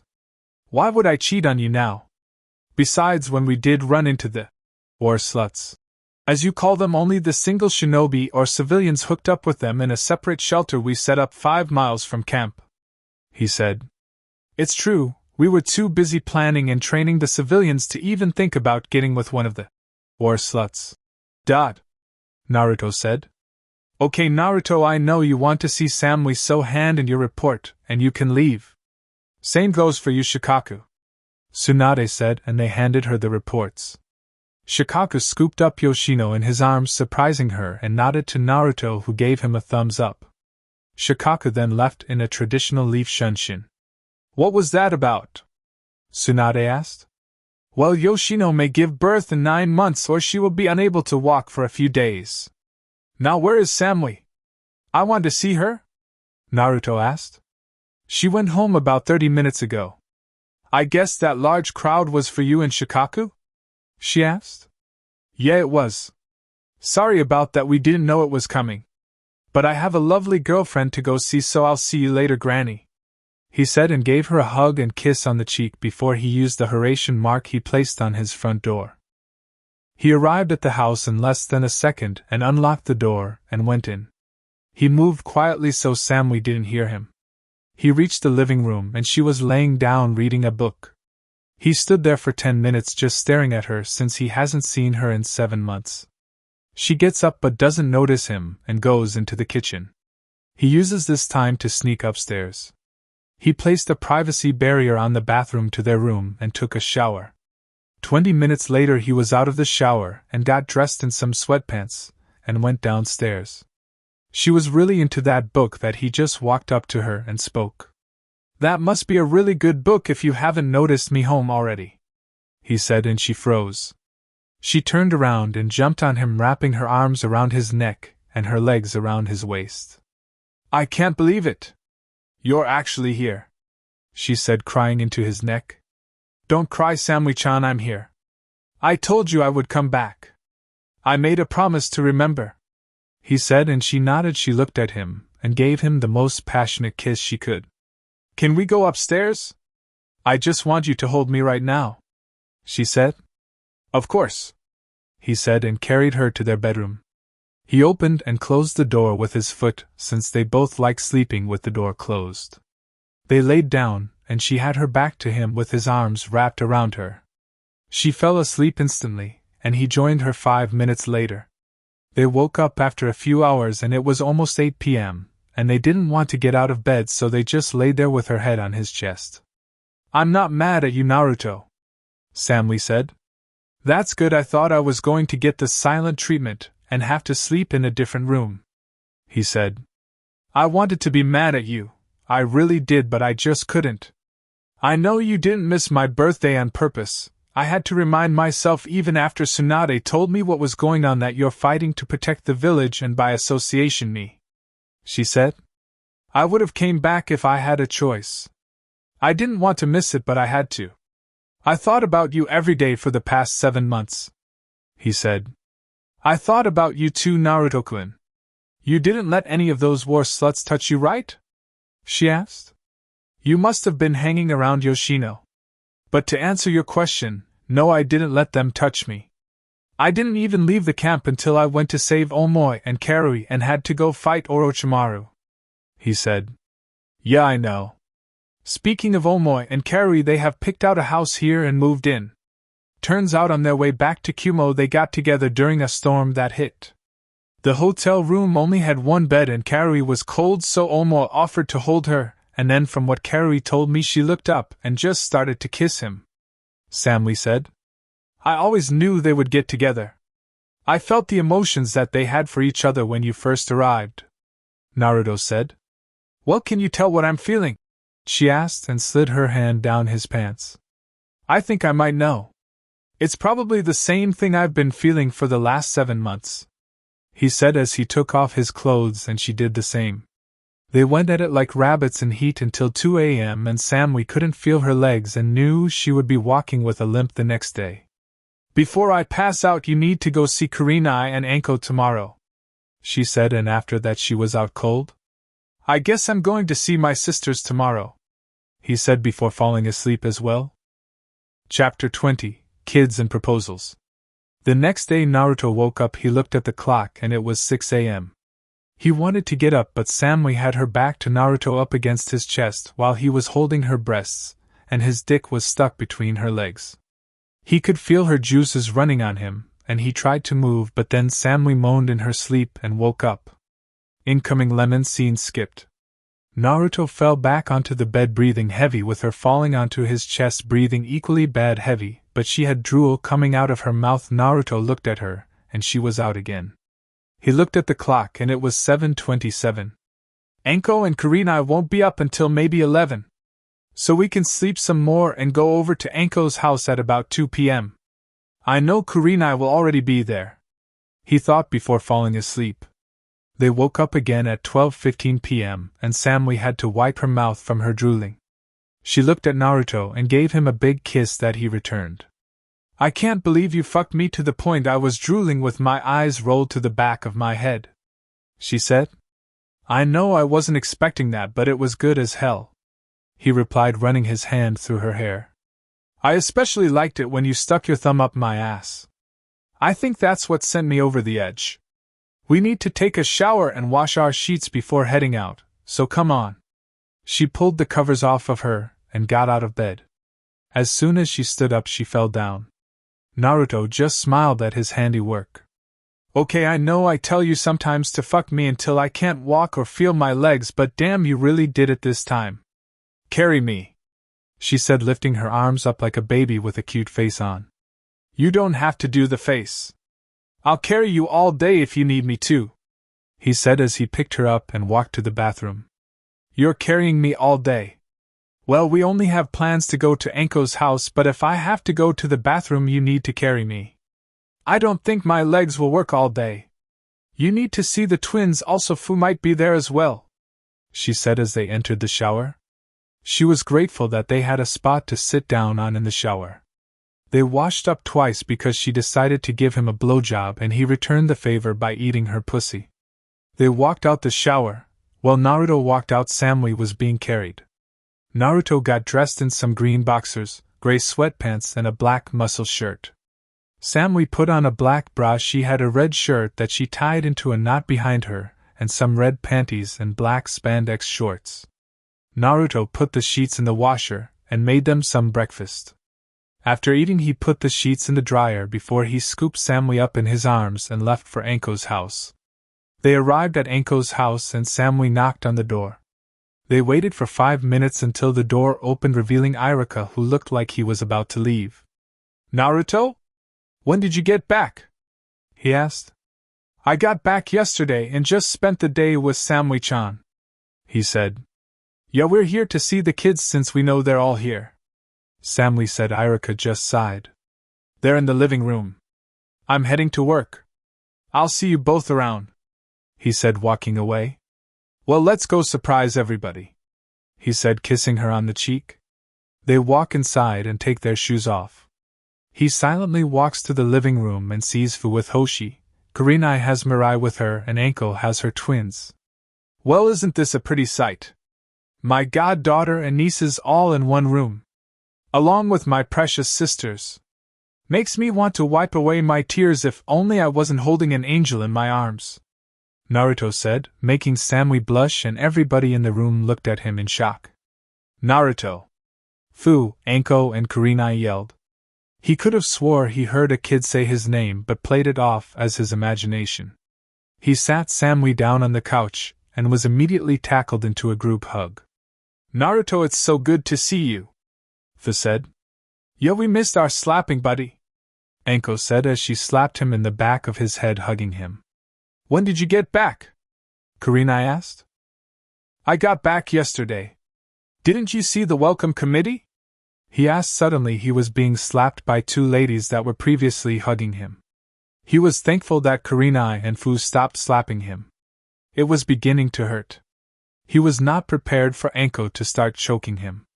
The kids thought it was funny cause he started to turn blue. After a while he stopped moving and his soul left his body. He was staring at himself laying on the floor lifeless when Anko grabbed his soul and shoved it back down his throat, and he woke up with a deep breath. "What the fuck, Anko?" he yelled, and she backed away.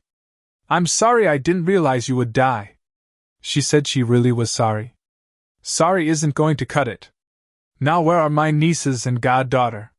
he said, walking away. He secretly touched Anko's spot on the couch. He had a little surprise for her. Samui saw this and could only hold in her laughter. He did this to her before. As soon as he sat down, Mirai and Hoshi immediately crawled over to him, and he picked them up, making the giggle. "Oh, I know these two cuties. How are the two oldest doing?" he asked, tickling their stomachs, making them squeal in laughter. "Naw," Mirai said. "Naw, naw," Hoshi said. Fu and Kurenai were shocked by their daughter's first words, and it had to be Naruto's name. "Ah, my baby can speak. Come on, Mirai, say mama." "Can you say mama?" Kurenai asked as she took Mirai away from Naruto.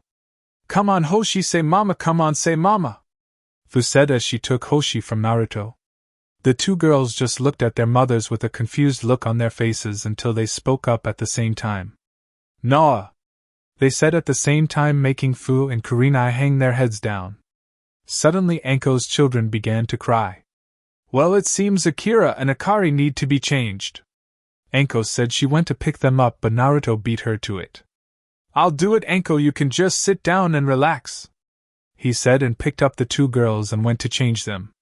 "The diapers are in their room next to the crib," she said. Naruto walked to their room and began changing them. A large explosion was heard and a crashing sound was heard. Naruto finished changing Akira and Akari and made his way back to the living room and sat the twins down on the floor. He looked up and saw the hole in the ceiling. He instantly started to laugh. "Naruto, when is she coming down?" Kurenai asked while laughing. "She's coming back now." Sure enough, Anko came falling screaming back into the room, but Naruto caught her. She was shaking with a terrified look on her face. He removed the seal from her spot and sat her down. Akira and Akari were immediately picked up by Anko, and she held on to them for dear life. "Naruto, what was that?" Kurenai asked. "Oh, it's just a pressure seal containing air. When a certain weight is put on it, it will unleash a huge amount of air, sending someone flying into the air. The height depends on how much chakra I add to the seal. That's what you get for killing me. Never do that again," he said, and Anko nodded. A few minutes later she was back to normal, and the kids were playing. "Naruto, why were you carrying Samui around today?" Fu asked. "Oh, she can't use her legs right now," he replied, getting a huge blush from Samui. "So how good was it, Samui?" Anko asked, and Samui got a faraway look on her face with blood coming out of her nose. "Okay, Naruto, you answer. How good was it?" Kurenai asked. "Well, during it her eyes were rolled to the back of her head and her body went limp, but she was still up. After she passed out and was drooling," he said. "What the hell, dude, I wish Ichiraku would do that to me. I mean, he makes me pass out sometimes, but I've never had my eyes roll to the back of my head without me doing it myself, and my body never goes limp and I never drool. Tell me your secret," Anko yelled. "Nope," he said, and Anko pouted. "Come on, Naruto, we're practically family." Kurenai said she wanted that kind of sex too. "Nope, not telling. Samui, if you tell them I'll cut you off for a month," he said, and Samui instantly shut her mouth. She was about to tell Fu. Naruto went and got some drinks from the kitchen for them and came back to see Anko pissed off. "What's wrong, Koko-chan?" he asked her. "Who the fuck is going to fix the big-ass hole in my ceiling and roof?" she asked. "What hole?" Naruto said. "The hole that is right above us." She trailed off as the holes were already fixed. "What the fuck?" she said. "Fuck," Mirai and Hoshi said, earning Anko a glare from Fu and Kurenai. Hee, sorry," Anko said sheepishly, rubbing her head. "How is the hole already fixed, Naruto?" Fu asked. Oh, all the houses have repair seals on everything except for the TVs. I took them off because I have gifts for you all that I got from Spring Country but forgot to give them to you before I left for the front lines," he said and unsealed 3 large scrolls from his hands. "What's in the scrolls?" Kurenai asked. "In these scrolls are TVs that are all 32 to 50 inches long. Koyuki gave these to me as gifts for the houses after I told her about the compound. She gave you each a photographed picture of herself once I told her about you all." He unseals one of the scrolls and out pops some TVs and a couple of wall mounts. "Enko makes some clones and I'll do the same, and the clones can set up the TVs where you want them," he said. Enko made 6 clones for each TV and Naruto made the same amount, and the clones got to work. "Wow, Naruto, can you have your clones set ours up too?" Fu asked. "Sure," Naruto said and created 12 clones while Kurenai and Fu made 6 each to take clones to their houses to set up the TVs. "Well, that was nice of Koyuki to do. I'm surprised you didn't sleep with her when you had the chance," Enko said, and Naruto turned around slowly as he felt the hairs on his neck stand up. He saw Samui with a certain smile on his face that he did not like. "Naruto, when did you have the opportunity to sleep with Koyuki?" she asked sweetly. He looked to Enko, Fu and Kurenai for help, but they were just looking away at nothing. "It was before I met you again. I saved her country from her uncle on an S-ranked mission. After it was over she offered and I declined, as tempting as it was. She has a husband now, so there's nothing to worry about," he replied. She stared at him for 2 minutes. "Okay. But can you at least try to look ugly so no girls would want you?" Samui asked, and he just laughed. "Sorry, I guess good looks just run in the family," he said and kissed her cheek. "Speaking of family, you will never guess who I heard is having a baby," Enko said. "Who?" Naruto asked and started to drink his tea. "Sakura and Kiba," she said, and Naruto started to choke on his tea and he wound up choking to death and his soul left his body. This time Samui grabbed it and shoved it back down his throat and then slapped him. He woke up and instantly held his face. "Who slapped me?" Everybody just shrugged. "Kiba and Sakura, how did that happen?" Kurenai asked. "Oh, Nai-chan, do we really have to explain how it happened? You should know, I mean, that's how Mirai was born," Naruto said and got slapped by Kurenai. "I know how. I mean how, like I've never seen them around each other," Kurenai said. "Oh, a quickie turned into a lot of quickies which turned into them fucking like every day. Kiba was kicked out of the clan since they know how Harunos are. They're just after money and fame. Only thing his mother did was buy him a house, paid it off and gave him 10 million ryo. Tsum was pissed because her first grandchild will be born in 6 months, and she can't even claim it because that would mean she has to bring Kiba back into the clan and by extension the entire Haruno family," Enko said. "Well, that's what happens when you roll around strays," Fu said. "Well, at least she still has Hana, who by what I'm feeling from her right now is currently in her heat cycle, so she may get pregnant. By the way, are you two going to be active shinobi again?" he asked Kurenai and Enko. "Yeah, we are, but Tsunade will only send us on C and B rank missions after the war is over. She doesn't trust us to leave 3 kids alone with Asuma and Ichiraku, so she's going to send us out separately," Kurenai said. "Well, after the war you can leave your kids with me if you want to do a mission together. I mean, by now you both should be borderline Kage level kunoichi. So you can handle any mission together. I'll even take them when you all want to have a girls' night out," he said. "Seriously? You would do that for us?" Enko said. "Yes, sure, I plan on taking a break after the war anyway. I want to focus on me and Samui building our relationship. I can handle 4 kids, it's no big deal for me," he said. "Okay, sure, after the war is over Uncle Naruto will be on baby duty." Enko said they talked about the war and just regular things for the rest of the day. By the time they all left it was almost midnight. Naruto picked Samui as she had fallen asleep an hour ago and went home. He tucked her in and went to the backyard to practice his Raisen Shuriken. He wanted to be able to do it by himself to speed up the process. He practiced for 2 hours before he got it down. He could make it himself, but he couldn't throw it yet. He went in the house and began to make plans for tomorrow. He was taking Samui out on a nice fancy date. He was thinking on the couch when Samui came stumbling down the stairs. Her legs were still weak. She made it to the couch and sat on his lap, cuddling into his chest. "When are you coming to bed? It's cold up there by myself," she said. "I was actually on my way up there until you came stumbling down the stairs." "You want to head back up now?" he asked, and she nodded. He picked her up and they made it to their room, and Naruto laid her down before taking off his pants. He took a shower and just put on some boxers after, and climbed in bed. She snuggled her back into his chest, and he wrapped his hands around her waist and pulled her closer. She let out a happy sigh and they both fell asleep. Naruto woke up early the next day to plan his surprise. He used a seal to drain some of Samui's chakra, but he placed a medical seal on her to heal her chakra loss and the pain in her legs. He got dressed in some black shinobi pants and a white t-shirt. He left the house and made it to Ichiraku's. He entered and made it to Iam's office where she was working. He opened the door, and she turned around and his jaw dropped. Iam was pregnant. "Naruto, it's so good to see you," she said, standing up, giving him a big hug.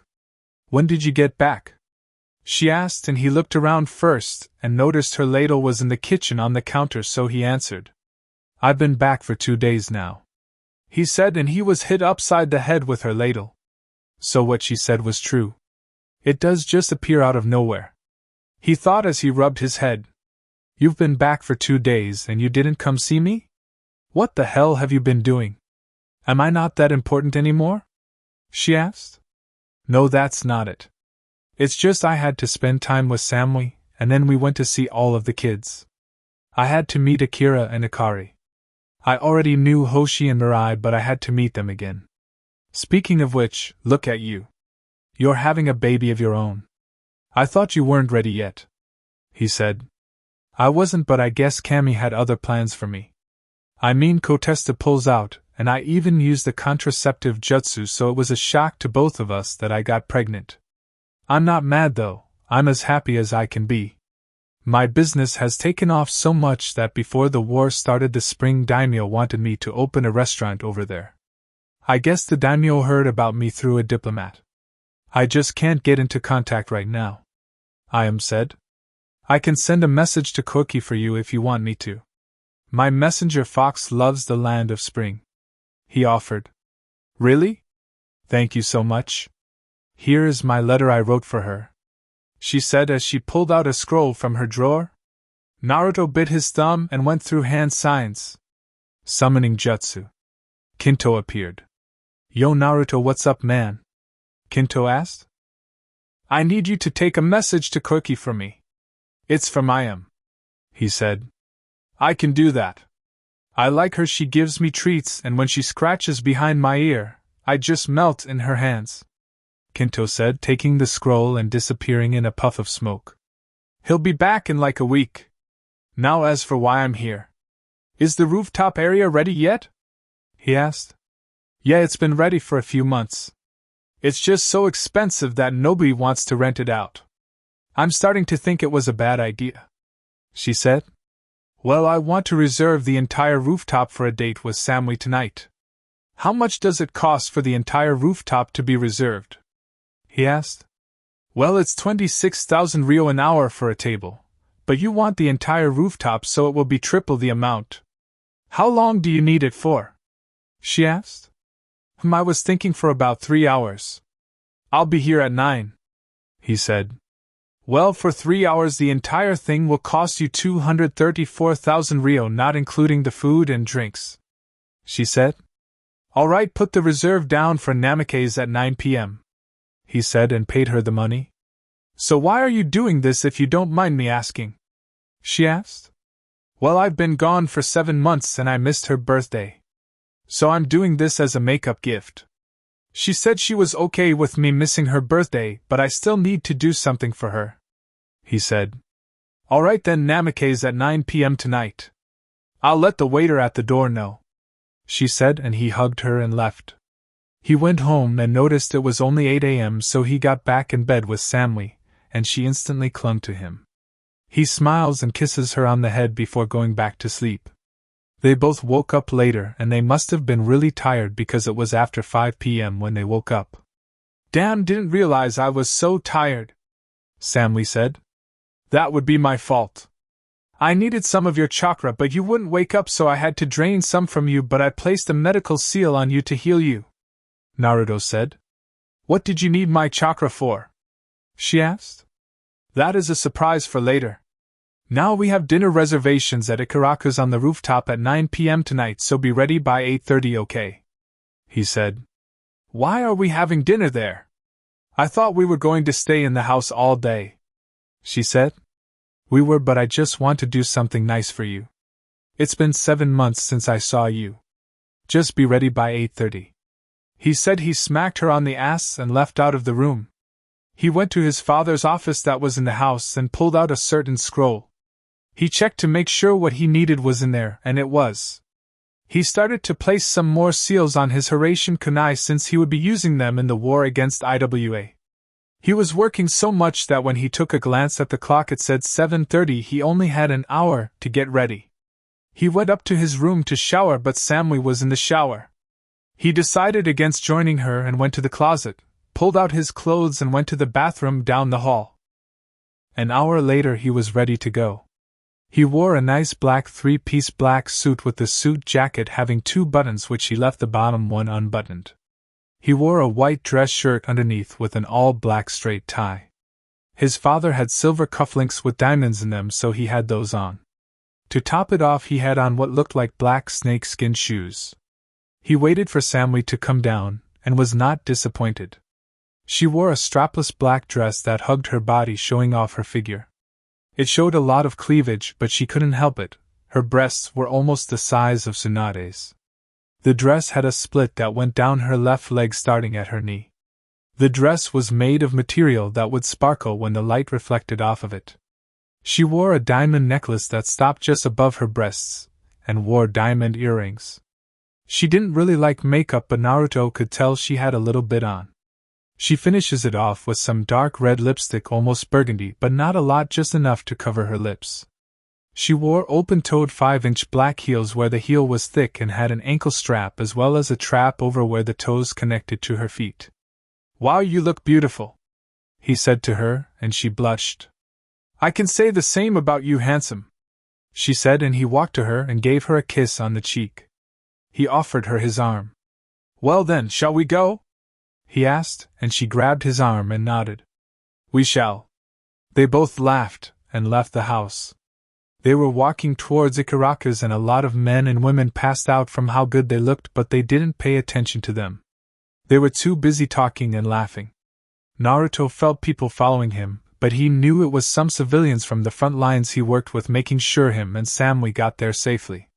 As they were walking, Naruto felt a foreign chakra signature in the village following him as well, and the way the chakra was fluctuating it was anger and rage. He discreetly made hand signs to the civilians and they nodded. Samui and Naruto kept walking until they heard a fight and somebody yelled out Samui's name. They turned around and Samui spoke first, noticing who this person was. Atsui, what the hell are you doing here? She asked in a cold voice. I'm here to claim what's mine. I won you in a fight the Raikage held. He offered you as the prize, so now I'm here to bring you back and force you to push out babies for Kumo, you stupid bitch. He said the wrong words. A civilian who was holding him down kicked him in the face, breaking his nose, then slammed his face into the ground, making matters worse. You do not disrespect Lady Samui and Lord Namikaze in our presence. Something like that will get you killed, the civilian said. Please, I can kill this Namikaze scum without even trying. His bitch belongs to me and I will have her. Atsui said. Then a female who was a medic during the war walked up to him and ripped his eye out, making him scream in pain. You were already warned to not insult Lady Samui and Lord Namikaze, she said. What shall we do with him, Naruto-sama? The civilian asked. Naruto sighed. He wished they would stop calling him that. Take him to Ibiki in the TNI department. I heard he is lonely at this time of night, he said, and the civilians knocked Atsui out and took him to Ibiki. Well, let's go, we have 10 minutes to make our reservation. Naruto said. Samui nodded and grabbed his arm again, and they walked to Ichiraku's. Namikaze for the rooftop area, Naruto said. Of course, Naruto-chan, the lady said, making Naruto look at her. What the hell? Mina, why are you working here? I thought you worked at the hospital, Naruto said. I do, but I'm suspended because a civilian tried to get a bit too touchy with me, so I beat him into a coma. Today's my last day here. This must be Samui you've told me about. She's really beautiful like you said, Naruto-chan, Mina said, extending her hand to Samui. Nice to meet you, ma'am, and thank you for the compliment, Samui said. Oh, you don't have to call me ma'am, just call me Mina. Now if the two lovebirds will follow me, I will take you to the rooftop, she said, and they followed her. They made it upstairs and were amazed by how it looked at night. Lights were all around, and it was even rose petals leading to their table. Naruto pulled out the chair for Samui, who thanked him, and he went and sat down himself. Now I will be your waiter for the day. I asked Ayam to personally do this since it's not every day Naruto went on dates. Now what can I get you to drink besides the sake that's already here? Mina asked. I'll take water with a slice of lemon in it, Naruto said. I'll take the same, Samui said. Okay then. Now would you like to order now or wait until I come back with the drinks? Mina asked. I'll order now. I'll take the filet mignon medium well with mashed potatoes and green beans, Samui said. I'll take the Cajun chicken pasta, Naruto said. Mina nodded and left. How do you know her? Samui asked. When I was little, she was one of the nicest people to me. When I would come to the old man's office, she would give me candy, or if he was in a meeting, she would take a break and we would go out for a walk in the park, Naruto said. She's nice. Not like a guilty nice, but a more genuine, lovable nice, she said. Yeah, I know. So what have you been doing when I was on the front lines? He asked. Well, I've been guarding the Hyuga clan since Hayashi and Lady Tsunade agreed that it would be best if they didn't participate in this war. Their eyes can't be stolen, but they could still be taken hostage and raped. We found some spies from Kumo that were sent to kidnap Hyuga women and me, but the idiots were hiding by the Hyuga compound and we found them, then sent them to Ibiki, and they were later executed. I was with Karen and Tayuya a lot. They told me you wanted them to check up on me, which was nice. I went to the sex shop and got a sex toy, but as I told you yesterday, it wasn't as big as you are, so I had to suffer with pleasuring myself but not having an orgasm, she said. Oh yeah, I meant to ask you about that. How big was it? He asked. It was only 6 inches long and 1 inch thick. The average penis size in Konoha is 6 to 7 inches. You are well above average, I'd say 10 to 11 inches long and maybe 3 inches thick. I was suffering with that thing and wound up throwing it away. I almost had to beat up Kiba. He tried to hit on me and get in my pants, but I was saved when Sakura dragged him away. By the way, Kiba talks a big game, but Hinata said he's less than average. She accidentally looked at him one day using her Byakugan. But anyway, Sakura tried to get me to have a threesome with her, but I declined. I'm not having a threesome, that dick of yours belongs to me and me alone. Tsunade taught me some medical ninjutsu while you were away. I spent time with Fu, Anko, and Kurenai getting to know them. We couldn't do much due to Fu and Kurenai having kids and Anko being pregnant, so we just settled for picnics at the park, Samui said. That's good, sounds like you've had some fun. I was just training civilians until they were called back. A lot of bandits tried to rob us, but the civilians stopped them. We had the war sluts, as you and Yoshino call them, but I sent them to all civilians and shinobi that were single, Naruto said. What, the shinobi didn't try to get with the medics since women were the only ones who took the courses? I thought some of them would have at least tried, Samui said. Actually, they did. 3 medics had to be sent home because they got pregnant.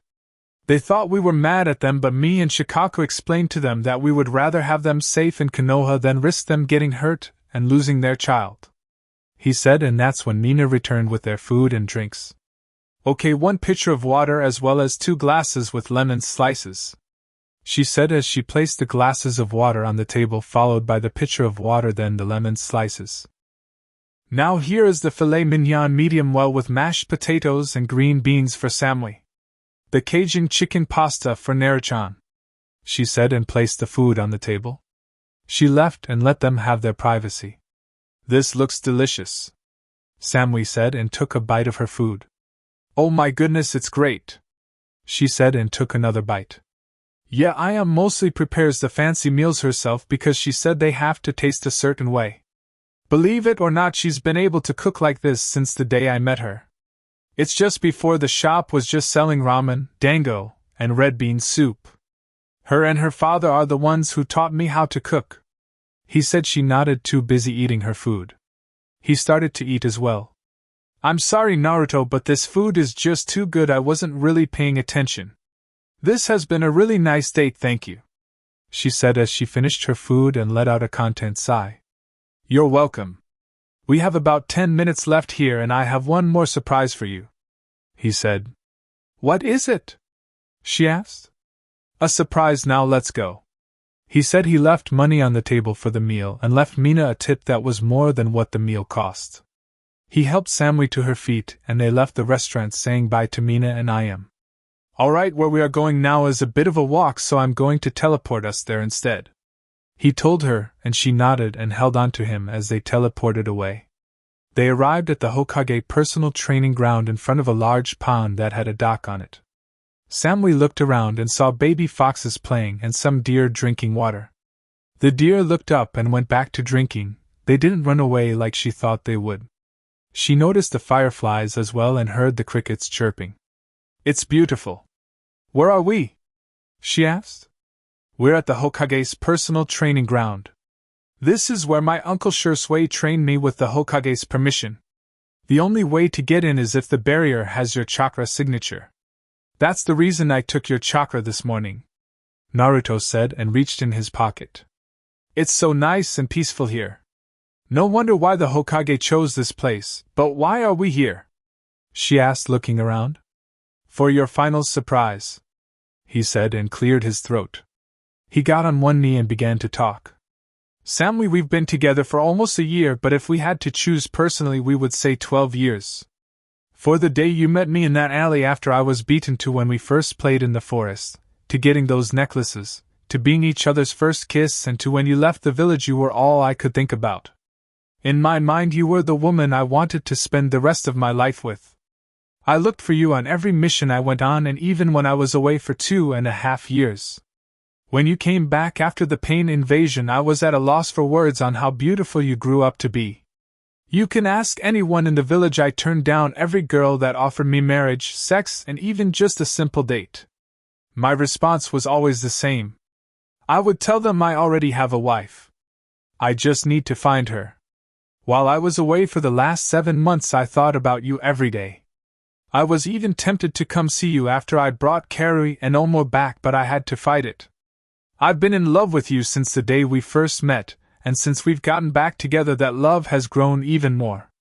Will you make me the happiest man alive and marry me? He asked and showed her the ring.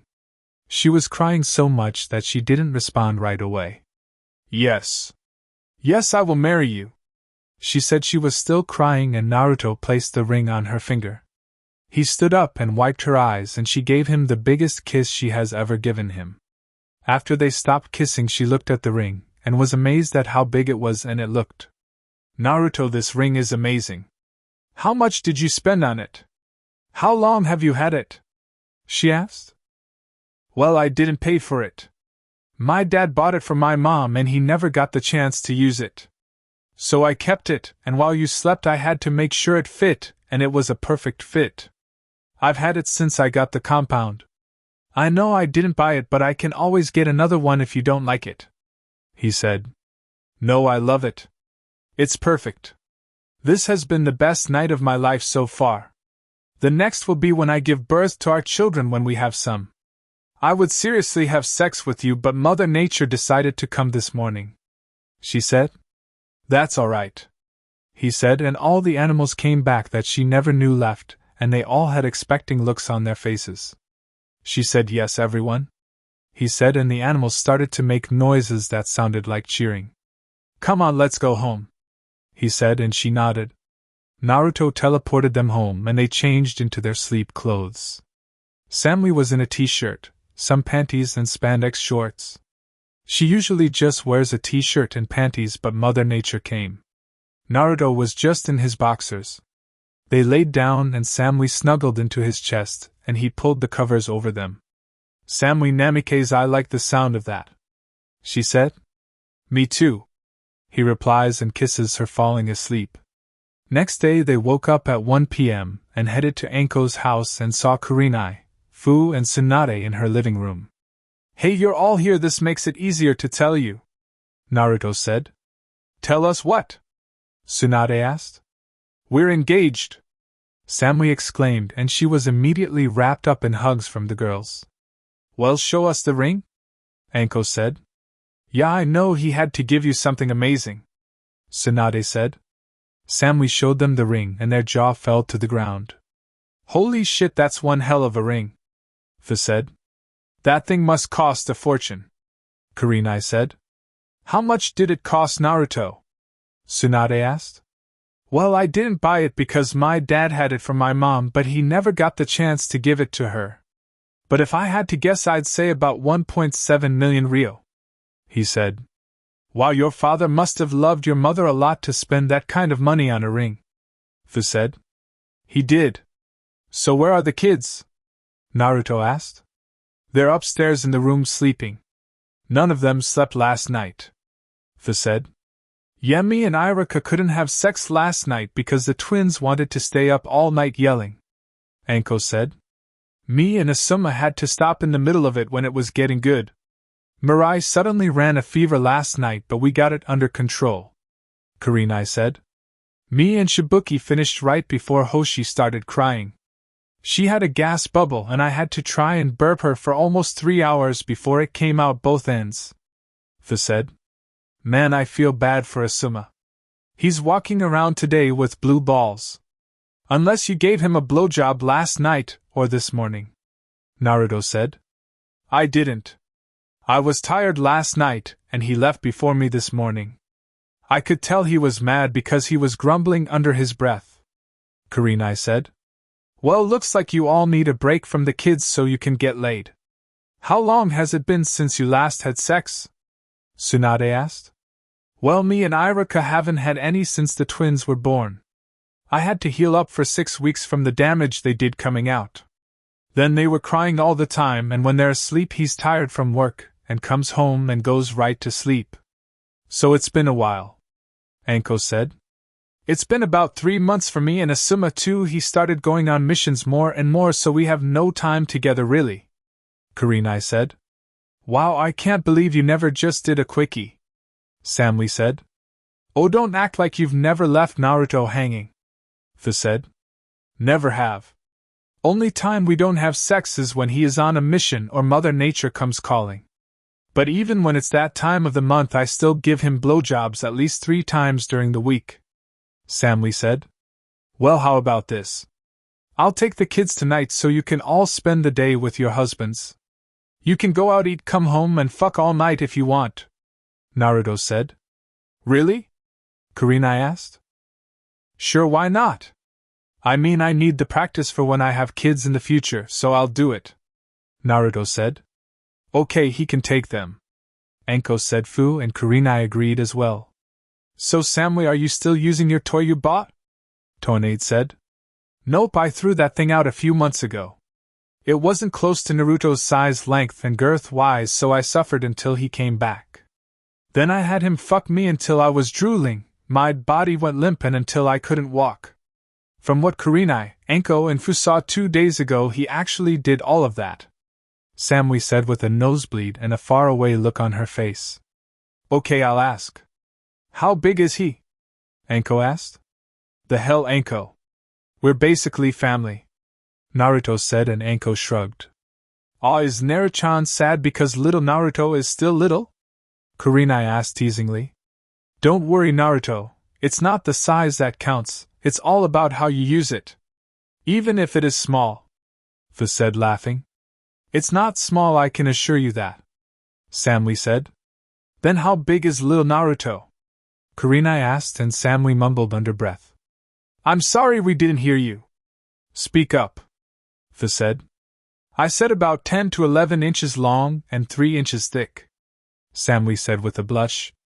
The room went quiet and all laughing stopped immediately. Are you serious? That's bigger than the average in Konoha, Anko said. Samui just nodded. Now leave me alone, you big meanies. Now me and Samui are taking the kids to our house so you all can have the night alone with your husbands, Naruto said as he and Samui picked up the kids' diaper bags and got some clothes for Akira and Akari before heading back to their house.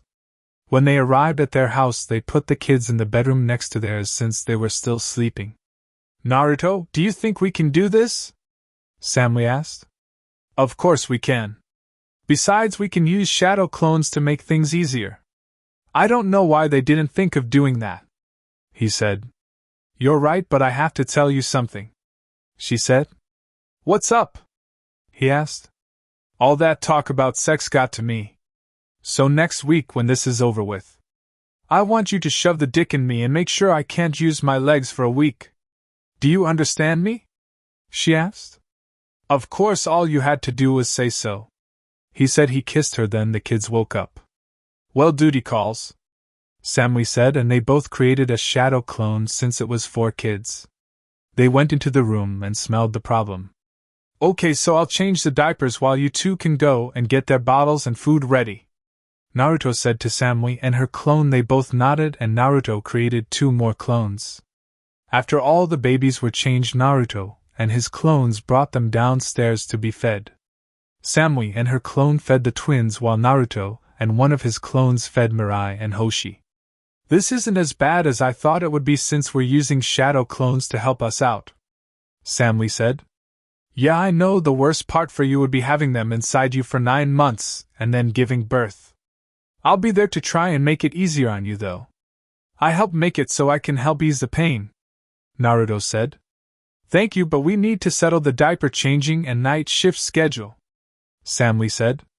I'll take the night shift so you can sleep during the night. You can have the day shift, but I'll still change the diapers if you want me to, he said. Are you sure? I can take the night shift, it's not a big deal, Samui said.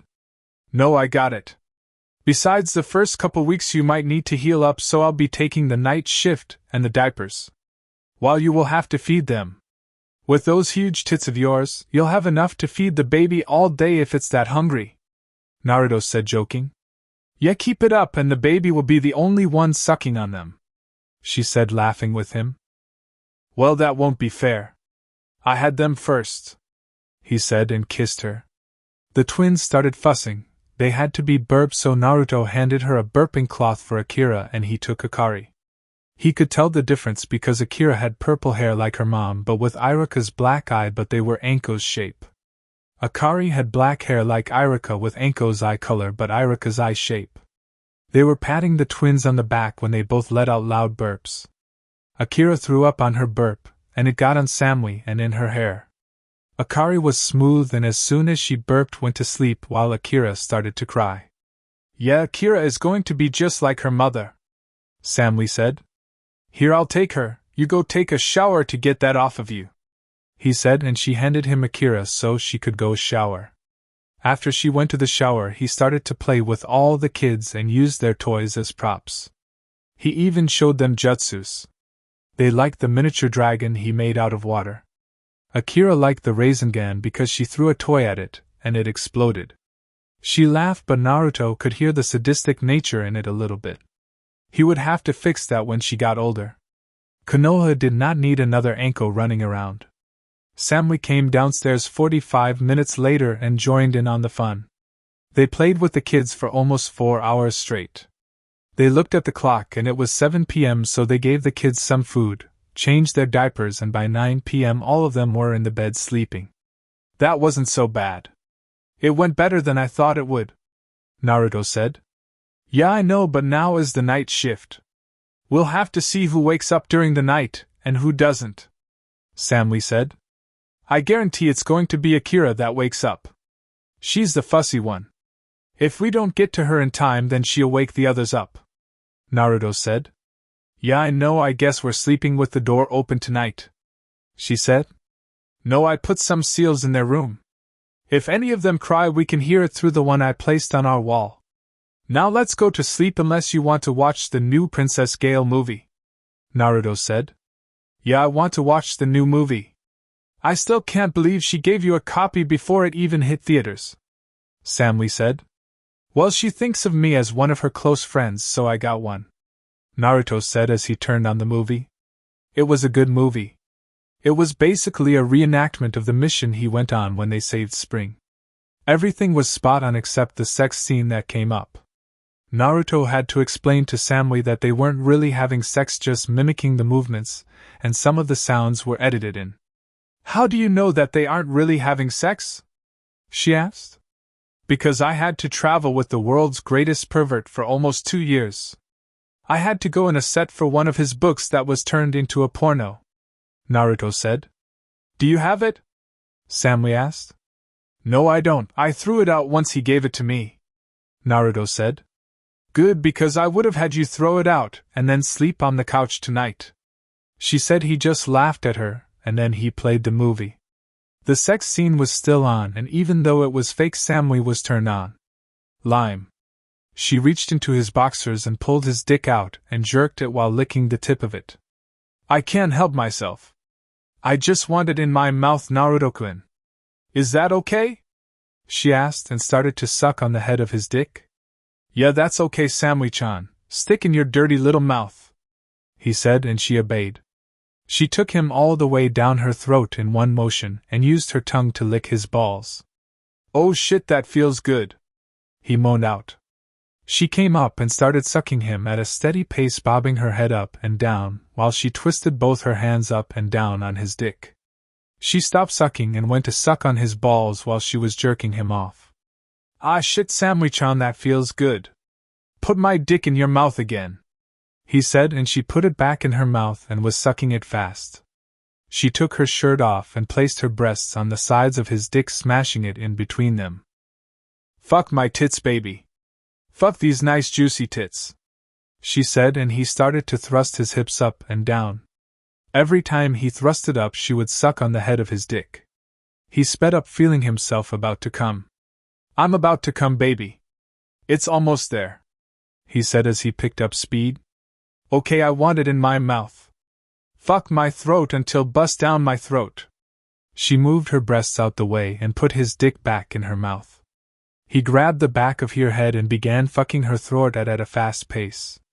She was making gurgling noise and gagging, but that was making him go faster, and she loved every second of it. "Oh shit, here it comes," he said. In the last thrust he went all the way down her throat, and as he came he held her head so she couldn't back away. After he was done he pulled out, and she was breathing heavily but cleaned his dick off with her mouth. She finished with a kiss to the tip of his dick before placing it back into his boxers. "Liment. Holy shit, that great, Samui-chan," he said. "Yeah, it was. I should have you fuck my throat more often. I liked how rough you were with me," she said as she cuddled up into him. The movie was over, and an hour later they were both asleep. They woke up the next morning surprised that the kids didn't cry through the night. They went to the room and they were still sleeping. A knock on the door was heard and Samui went to answer it. She opened the door and Kurenai, Fu and Anko were there. "So how were they?" Kurenai asked. "They were pretty good. They didn't wake up crying in the middle of the night," Samui said. "Seriously, how the hell did you both manage to get them to sleep?" Anko said. "Nothing really, we played with them for like 4 hours. They ate, and by the time 9 p.m. hit they were asleep. Naruto even put a baby monitor seal in the room so we could hear if one of them woke up. We thought it would be Akira, but she slept through the night." "Where are they?" Kurenai said. "Naruto's upstairs getting them ready. He felt you all coming towards the house." "So how was last night? Did you all get laid?"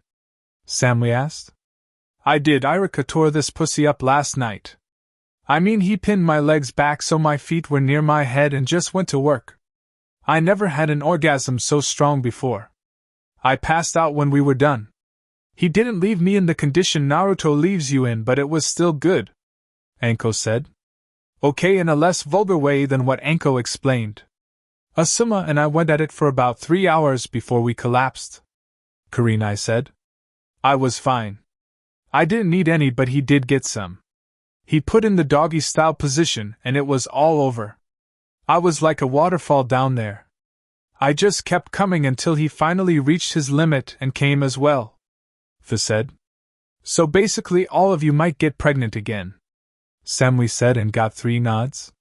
That's when Naruto came downstairs with Mirai and Hoshi while a clone came down holding the twins. The clone handed the twins to Anko and dispelled while Naruto held back with Mirai and Hoshi. Naruto, aren't you going to give us our kids? Kurenai asked. Of course, but they both have a surprise for you, he said, confusing everyone, even Samui. He sat them down on the floor and he went to stand near Kurenai and Fu and knelt down. Come on, Hoshi, come on, Mirai, show your mommies the surprise. Come to Uncle Naruto, he said in a cheerful voice. They laughed and put their hands on the ground. Kurenai and Fu already knew they could crawl. Naruto, we know they can crawl already. It's not a big surprise, Fu said. Just wait. Come on, Hoshi. Come on, Mirai, come to Uncle Naruto, he said again, and then to everyone's shock they stood up and each took 3 steps before falling down and trying again. This time they took 2 steps and fell, but that was enough to make Kurenai and Fu cry and pick their babies up. Ah, look at mommy's little princess, Fu said. Naruto, when did this happen? Kurenai asked. It happened yesterday while we were playing before Samui joined us. I would have recorded it for you, but I couldn't find the camera, he said. That's okay. Did they eat anything? Kurenai asked. No, they just woke up right after you knocked, Naruto said. Okay, that's fine. Thank you again, Naruto.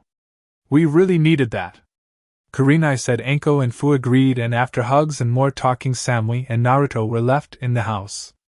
That was nice. I enjoyed it, Naruto said. Yeah, I did too, but I think I can wait to have a baby still. I'm not in any rush, Samui said. Yeah, me too. Now you go lay down and I'll get started on breakfast, he said, and Samui nodded and gave him a kiss. She walked upstairs but had a bit more sway of her hips when she did. You know you can't do that when Mother Nature comes, Naruto said. I know, but it just gives you a reminder of what's waiting for you when she leaves, Samui said and continued up the stairs. I can't believe I'm actually marrying that girl. I'm really lucky, Naruto said to himself. After this war is over, we are definitely getting married. Maybe have kids by the time I become Hokage. I wonder if Granny will actually give me the hat, he thought, and went into the kitchen. What he didn't know was that Tsunade had a long talk with Shikaka and the council about passing him the hat. If this war goes in their favor, he will become the youngest Hokage in Konoha history. Gaara already has the title of youngest Kage. He was awarded the title at 15. One thing was certain though, Naruto and Samui had a bright future ahead of them. And that concludes the 4th part of this story. Thank you for spending your time here at Ichiraku Ramen and listening all the way to the end.